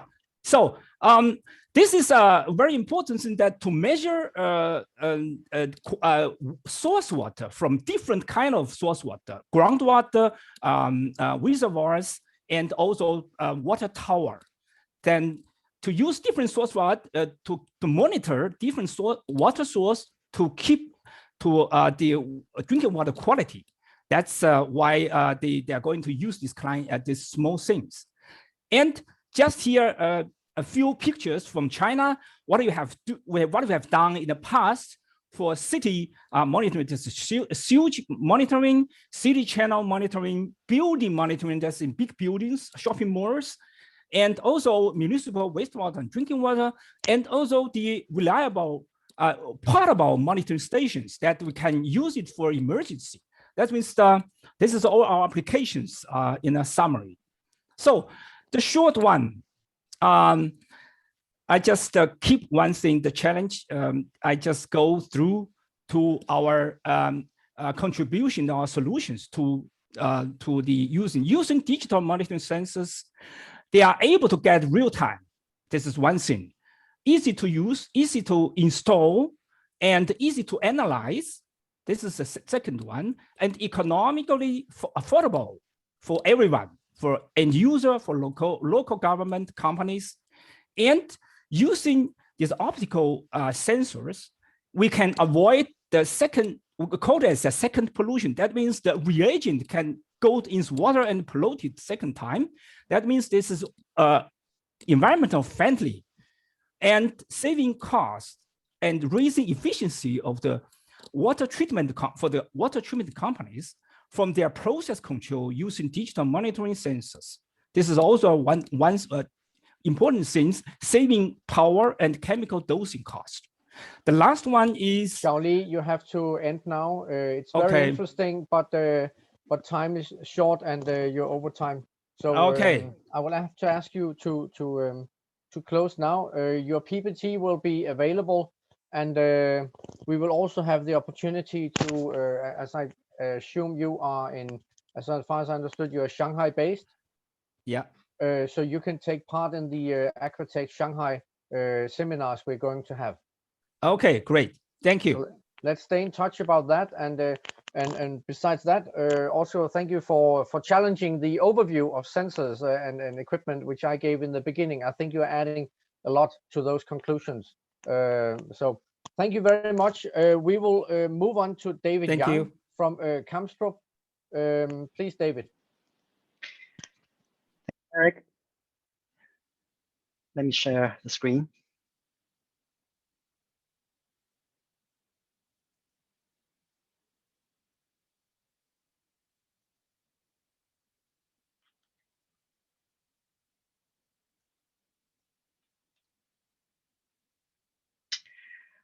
All right. Thank you. My name is David Yang. I'm from Kamstrup, Denmark, and I would like to do the presentation in Mandarin in order to serve the Chinese customer or the potential Chinese customer better. 各位朋友，下午好。我很荣幸能够今天代表Kamstrup 公司来向大家介绍一下我们的智能水务的解决方案。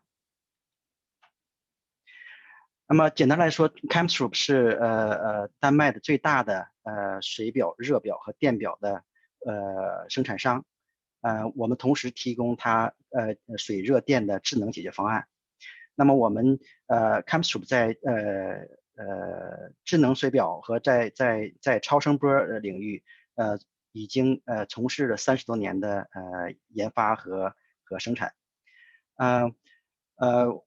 从这个我们的调查上来看，那么非收益水是许多国家和水司都要面对的一个巨大挑战。那么要想减少非收益水，那么我们就必须尽可能的知道在供水管线上正在发生什么样的事情。那么供水管线这么长，尤其是我们考虑到支管线，那几百公里都是很正常的。那么不可能在经济上也不现实去在每一个服务的供水管线上都安装一些比如说噪声监测的一些设备。那么 Kamstrup 针对这种非收益水的构成，那么我们提供了一些综合的智能解决方案。那么如果我们看一下这个根据我们从第三方的一个调查公司来得到的一个非收益水的一个构成，那么我们可以看到31%和31%的非收益水来自于这个服务支管线的泄漏，那么36%来自于主管线的泄漏或者是爆裂。那么当然还有一些其他的一些非收益水的成因，比如说也计量不准确、盗用水或者是一些消防等等其他方面构成的。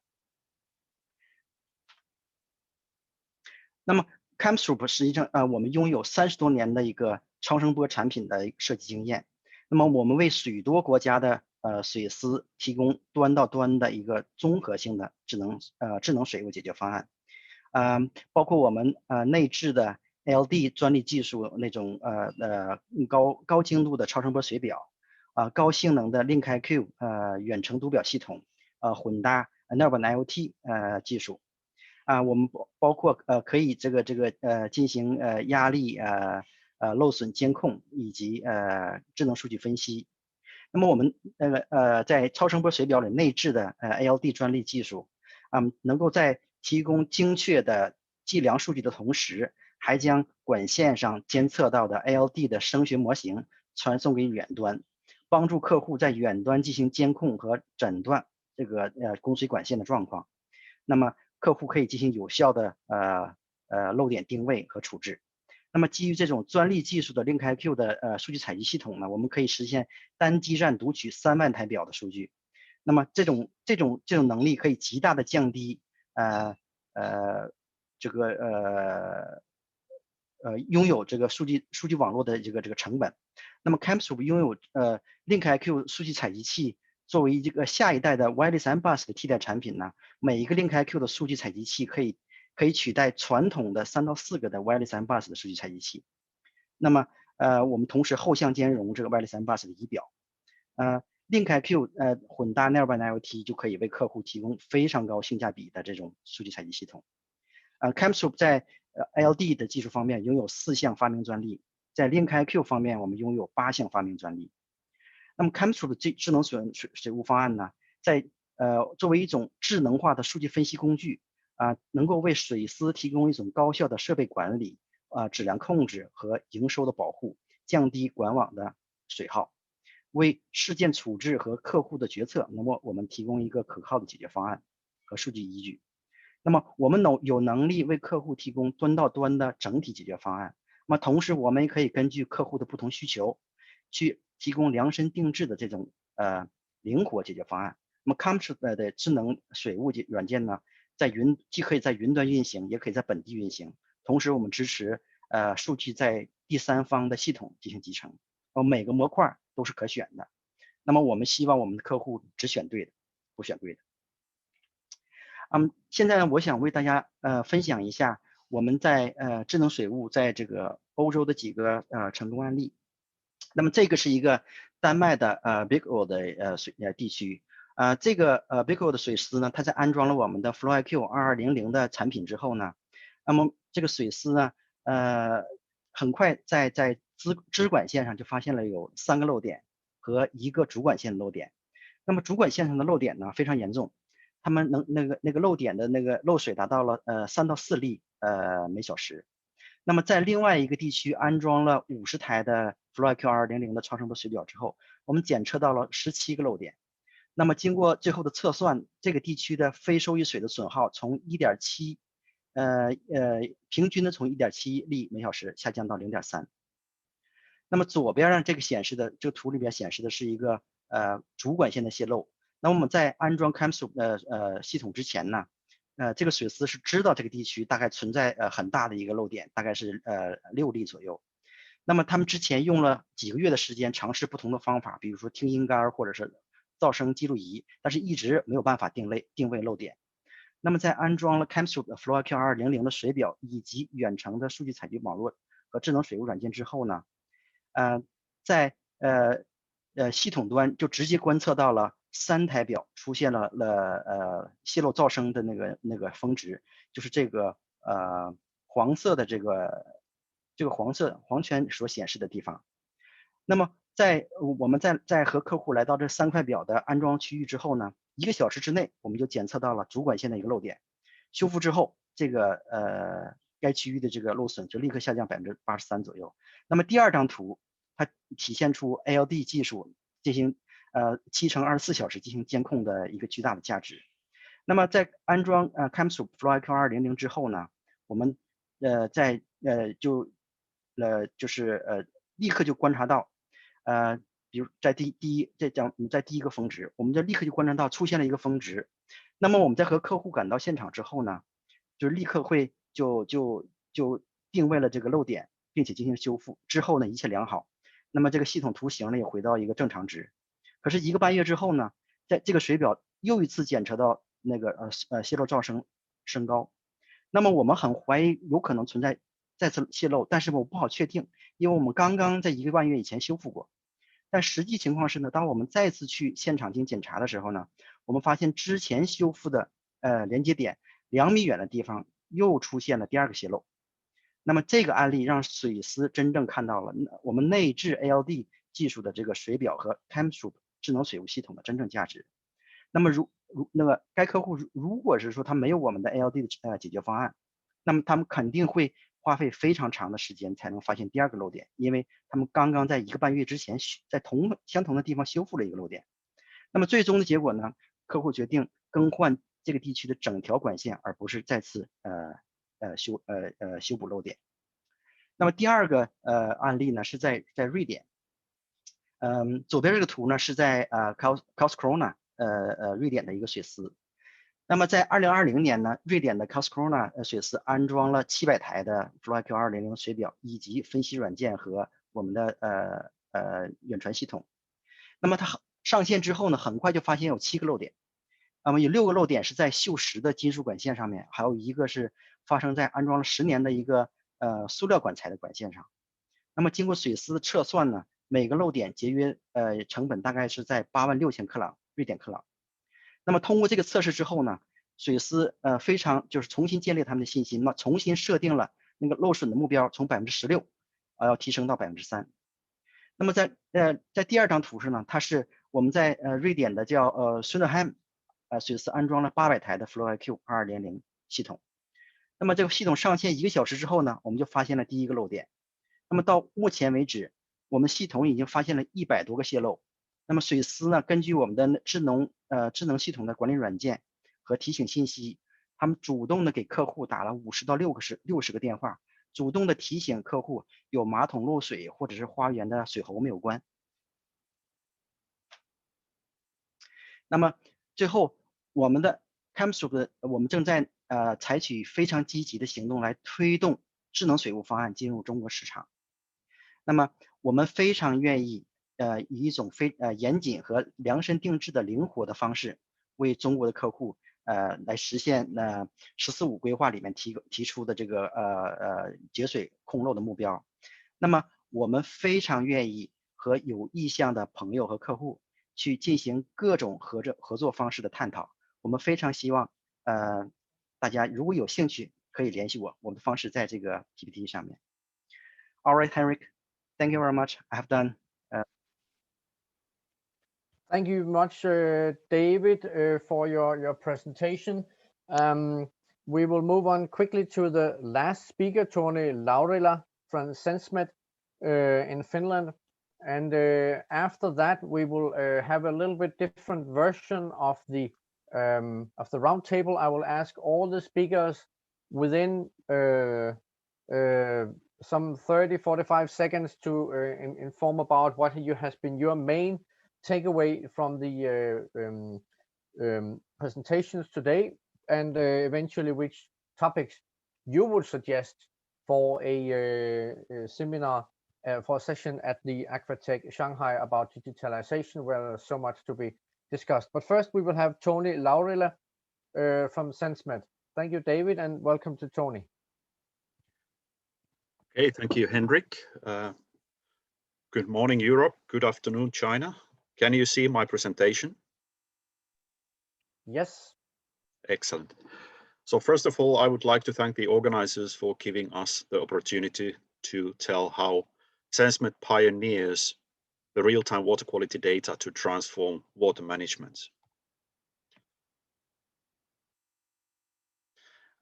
There's a clear global trend that water monitoring goes online. Despite the fact that the technology for water monitoring is lacking a lot behind the technology that is used today to measure in real time the air quality and exhaust gas emissions monitoring, the technology is really changing. And we clearly see that there's new technology coming to fill up those gaps that Henrik nicely summarized this morning. So there are a lot of things to be done, but there are new technologies coming and new companies emerging that are filling those gaps. So we are catching up the technology of air quality and exhaust gas emissions monitoring. The state of the art in water monitoring is two ways. So there are laboratories, but they are fairly slow. It typically takes at least days or even a week or two to get the results. And they are fairly expensive too, if you think about wide water analysis. Then, of course, there are a lot of single parameter analyzers that can measure very well one parameter, but it gets really expensive and complex if you need to monitor, for example, 5 to 10 different parameters. Fortunately, like we have seen already today, there are solutions that can measure multiple parameters, but we are not there yet. There's a lot of things we can improve. And then there are deep water challenges globally. There are water risks, for example, unbearable risks associated with tailings dam disasters. Water pollution is a serious threat in many countries. We use water excessively, and the efficiency of many water processes, for example, in mining, they are suboptimal. And by monitoring the water quality in comprehensive fashion, we can improve the efficiency by several %, and that's a significant financial factor. Then Sensmet, our company in brief. We are a 3-year-old startup company. We are now 9 professionals. There's 10 years of research and development behind our new technology. And what we typically offer to our customers is 7,000 data points per analyzer per month. And each data point can contain several water quality parameters, up to 50, so 50 parameters in one measurement. So our product is a comprehensive water quality analyzer that typically sends the data either to a cloud or a customer's distributed control system, the ID system. And from there, the end user can see the water quality data in real time using a graphical dashboard. Then either in the analyzer or on the cloud, we can do a lot of data processing using the latest AI tools on the digital big water data that we produce. And with that post-processing of the data, we can either improve the data quality and increase the coverage of species to be monitored, or we can even provide advisory tools for the customer how to adjust and optimize the process. So with the Sensmet solution, we can measure up to record 50 parameters in one analyzer, including both inorganic metals and organic species. So the metals coverage of 30 different metals, that's our unique advantage. But in addition, we can cover turbidity, color, total hydrocarbons, and the wastewater parameters, and many more. It's fully automated and robust. There's no need for human operators. The results are reliable. We use certified reference chemicals to guarantee the accuracy of our measurements, and all the measurements are quantitative if needed. Our measurements are typically also optical, so there's no need for chemical reagents for analysis, and our current maintenance interval is 3 months, so nobody needs to touch the analyzer for 1 quarter. And as I said, the results are quantitative and we are sensitive. The typical limit of detection for metals is 0.0 milligrams per liter. And from there we can go up to grams per liter level in some mining applications. And we are doing a lot of work to really bring real-time water analysis to the field. Of course, in the core is the analyzer technology, but we more and more sign the rule of thumb that 80% of the issues in the field are due to the sampling. So it's really important to pay attention how the sampling is realized and to secure that it's representative. And for that, we have intelligent pre-treatment units that monitor the flow and pressure of the sampling lines and do automatic cleaning, either using cleaning agent solutions or pressurized air purging. So we put a lot of effort to make the whole measurement chain reliable.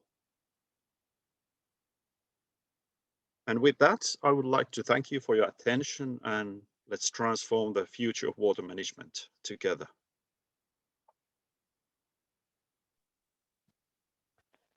Thank you, Tony, for this very precise, to the point presentation. We are a bit over time, and we were supposed to have a round table here where I would ask some questions and so on. But we will skip that part. I will invite the speakers instead, each to very quickly take us through what has been your main takeaway today from the presentations and your reflections along the road, and eventually maybe also some suggestions for for our upcoming events at Aquatech Shanghai, where we will have a continued discussion about digitalization. So what topics would you particularly take? So I'll invite all of the speakers to come forward with what, and I'll do it according to how I see people appearing on my screen. So Tony, first, what will be your main takeaway from today? I was impressed to see how the digitalization of water monitoring and management is going forward. So it's a very positive sign that there's a lot of activity in this field, and people have noticed how important it is and how much there's potential to improve things. So that's my take-home message here. Thank you very much. Helena? Yeah, so my takeaway is that we need to move from water smart management to intelligent water management. This is water smart management is needed, is feasible, is inevitable, but to become more intelligent, not only smart, we need to have competent organizations, competent people, adequate leadership, and understand the value of the assets, be them pumps, pipes, this type of asset, but also human assets and equipment, monitoring equipment assets as well. So we need to understand how these assets may contribute to the corporate objectives, to the stakeholders' objectives, and they need to be maximized in order to improve efficiency and effectiveness. Thank you, Helena. Michael? Yeah, hello. Well, I think I took away that technology never stops, right? It's always developing, and we as humans have to keep up with that development. I think water is the future, is the resource of the future, and we have to be very cautious and learn more about our water environment, and their technology can really help us in many regards. Also, we see currently a lot of conflicts in the world are based on water resources between countries and even within countries. And I hope that technology can build a bridge between different stakeholders. Thank you. Xiaoli?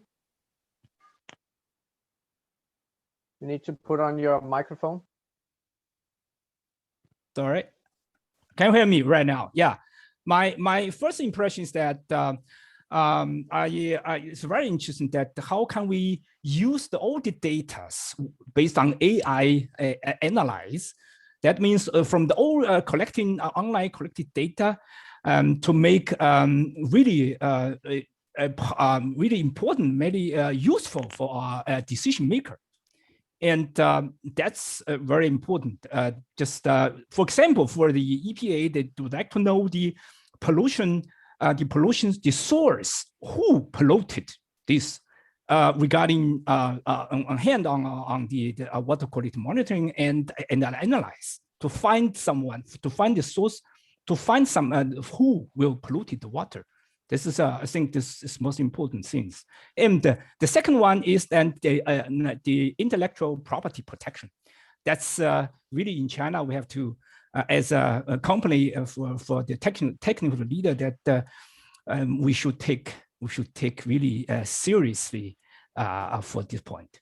Yeah, that's my impression. Thank you, Liam.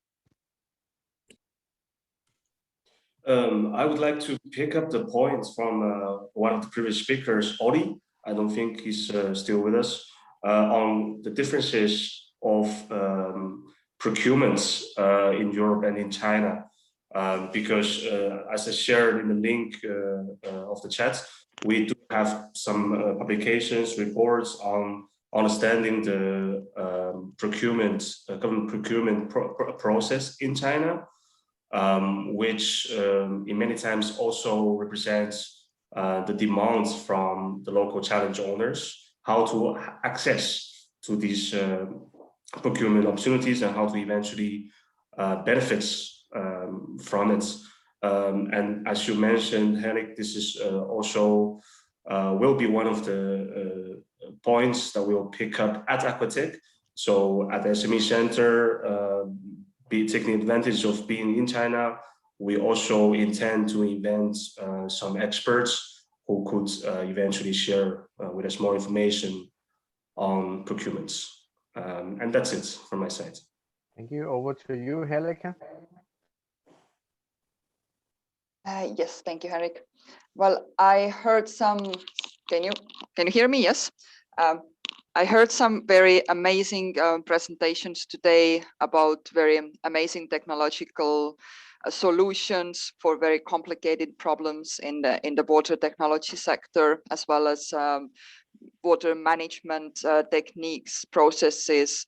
And as already Mr. Xiaoli emphasized, intellectual property protection plays a huge role in bringing those technologies to also China's market, or actually wherever we want to bring those solutions to, whichever market. Intellectual property plays a huge role, and companies have to be prepared to actually protect the amazing technological solutions that they have come up with, also in China and elsewhere. So this is, and also during the Aquatech, this could be potentially a topic that we can discuss, how exactly to protect different technological solutions, for example, AI-based solutions, databases protection, and so on. So thank you. Bruno? Yeah, many interesting points raised. I also noted one from Oli from Finland, who's I understand is not with us anymore now. But he mentioned, talking about smart water, he mentioned things like impossible requirements raised by clients, or impossible expectations, system that have to do everything, or very, very high expectations of like magic-like AI solutions. And in China specifically, we know the market here, the vendors, all kind of vendors tend to promise everything. So how do you deal with that? And that's then in the chat, they were in the, actually, at least in the panelist chats, there were a lot of questions about ISO 55000. So just to say what I tried to express before, but ISO 55000 or maybe other standards can be used as a tool to answer that question, that challenge of very open-ended requirements, and customers not being experienced or not very clear about what to do with these IT systems, and where to start, where to finish. So that's the balance, and this balance is hard to find, but I think a lot of companies do it in China successfully. And I think, looking from a European perspective, and most of you are based in Europe, looking at how Chinese companies realize this digital transformation with their challenges and their successes is also very interesting. But just I wanted to say, and I think this conversation will continue in the next webinars, and also on site in Aquatech. So I think this is a good exchange. Thank you, David. Put on your mic.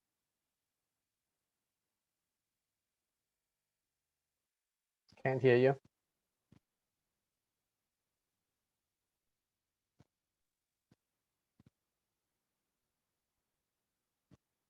Sorry, David, we cannot hear you.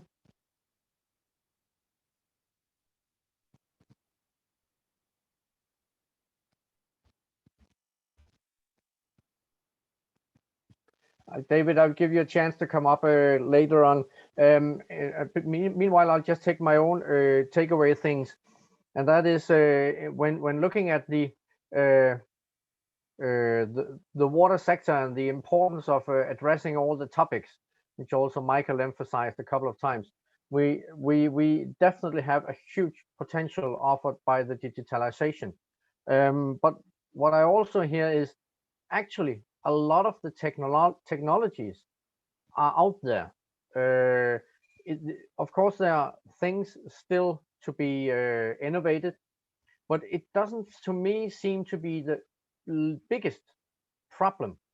It's actually more the use of it. So it's, as Helena points, to get into an intelligent situation. And intelligence requires what what Dragan also pointed to in the beginning, getting the human part of this right. And it seems like that looking into competences of stakeholders in order to comprehend what digitalization actually implies and what the potentials are, and how to, as Bruno said, how to start and how to move forward, and so on.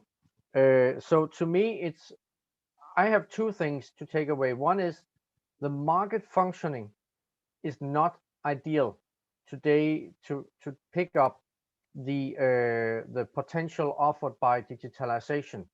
It's easier when you have a single customer who makes the decision itself. But when we move into the complex areas, the urban setting, the rural setting, and the rivers with many stakeholders, many to pay and many to benefit, this becomes extremely complicated. And so if our tender system doesn't reflect that, if it doesn't base on standards which are up to date with digitalization, then we are actually in dire straits. We will risk misinvestments or inadequate investments, unbalanced investments, and so on. So the market functioning is, to me, something we should discuss further at our event in Shanghai. And secondly, how in various stakeholder situations where you got many players around, how do we actually get all players up to date with pros and cons, with benefits, with potentials, and also sharing of costs. So with these remarks, I will invite each of you, maybe, do you have a second comment based on my conclusion from here? Tony? Yeah, I mean, thank you very much for having this discussion. It was great to meet you all, and I wish we have more events like this and get opportunities to really realize these ideas and to make concrete steps in the field. That's where we really prove the technology and convince the customers about the added value. Thank you. Helena?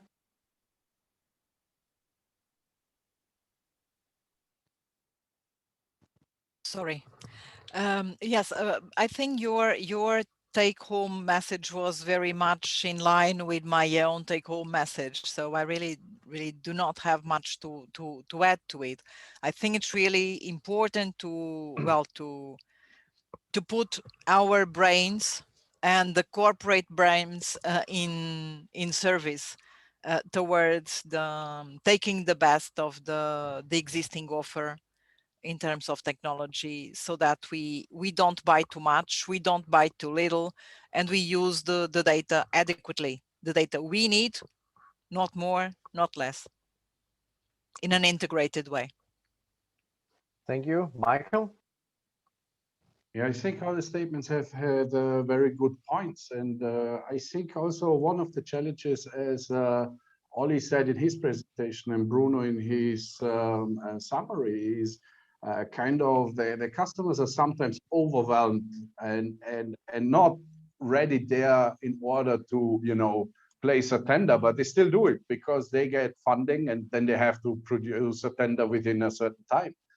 And we see in many cases, you should do actually, reliable research before you make the decision in which direction you will go. But this research in many cases can be actually more expensive than the whole project itself. So yeah, I think we have also to not only make technology more accessible and more advanced, we should also simplify technology and data, because especially in flood monitoring, when I come to our topic, we have many stations out there collecting data all around the world, and I don't know an exact number, but I would say 95% of data are not watched continuously. They only watch after a flood event. What is just showing that, well, the investments are there, but it's not utilized correctly. And I hope technology can also solve that in the future. Thank you, Liam. a last comment? From my point of view, first of all, I think very happy to have listened to so many ideas thrown on the table. And again, we are very happy to be on the ground, to be here in China. So the best way to test the ideas is to be here. So I think Aquatech in this case provides a good platform, and also together with CWP, we're going to organize some interesting discussions involving more players, possibly also from the Chinese side, to understand better the demands, and because at Aquatech, I understand there also, excuse me, other than the technology holders, there will also be other service providers which will bring different perspectives to the discussion. So again, we are still shaping up our ideas. So if you have any suggestions on topics, on the formats, I also invite all the companies presented here to be in touch with us, to let us know your demands. And that is my final words. Thank you. Thank you. Helica, last word. Yeah, pretty much. I mean, I also agree with Henrik of what you said, and as well as what Liam said about Aquatech being a platform where we can discuss various ideas, various topics, various still points of concern with regards to water management, as well as how we can solve the existing issues, how we can better engage the technology, protect our technology, and so on. So yes, further discussions on the topic definitely would be a good recommendation. Thank you. Thank you. Bruno, your last word? No further comment really, but Henrik, you mentioned the market. What can we do about the market? I think the world market is functioning well.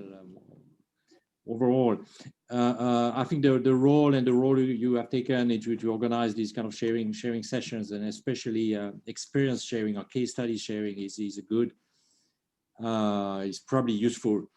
Otherwise, I think generally market procurement processes in China, I'm talking for China, I think is working quite well actually. And there's not more difficulties or more confusion in China than there is outside of China. That has been my experience. That's my last words. Okay, David, what is your last word? And eventually, David, could you pick up on the question raised by Gerard in the chat? How about the elephant in the room? Open data and information exchange. If we keep on working in our own silos, we cannot really manage and solve the complex issues. Could you maybe address that one as your final comment and the final comment of the seminar today? Oh yeah, so Henrik, could you hear me? Yes. Okay, cool. So it's very interesting and impressive to see the innovative or even magic solutions or new technologies in the webinar today. So there is no doubt the technology will keep moving and developing, but one of the challenge will be that what I can see is we have to present or prove the values to the customer and convince them and what is the value that the new technology or new solution will bring to them. And on the other hand, China market is so different from the European market or US. There are many different or unique business rules behind. So in order to, let's say, roll out or let's say promote the European solution to the Chinese customers or market, we need to find the proper, so to say, partnership, understand their applications to create a customized or flexible solution or unique value for the customers. In many cases, the customer know what they need. They know what they want, but they don't know what they need. So we hope that we can join the journey together with the customer and to offer the proper solution for them. That will be a long journey for everyone. And back to the open data and information exchange. So there's no doubt that let's say, if we talk about the technology, and we always, people always say, LoRa, Narrowband IoT, this kind of things, they are open platform or open technology for smart metering, but they are not. And Narrowband IoT, LoRa, for example, they are only a kind of open protocol from the transportation layer, but they are not open at all from the application layer. Application layer means how the meter manufacturers organize or assemble the meter data and how to set them to the system. It's completely different from one manufacturer to the other. So there are some standardization in OMS organization running, but that's not sufficient enough. So there are still many areas which are not interoperable from one to the other. So there is also a long journey to find a kind of really interoperable devices or platform for all the manufacturers. So we need partnership, and we need also, let's say, a joint effort to work on that. Thank you very much, David. Thank you all for your interesting presentations and your active involvement. Thank you to the people attending this webinar and staying with us all the way. And thank you to the interpreters, despite we go a little bit over time. For those of you who found that this has been an interesting topic, this will also be among the topics we will have when we have the sessions at Aquatech Shanghai during the first days of June. Have a look at our flyer and the website for more information. And also here we will have the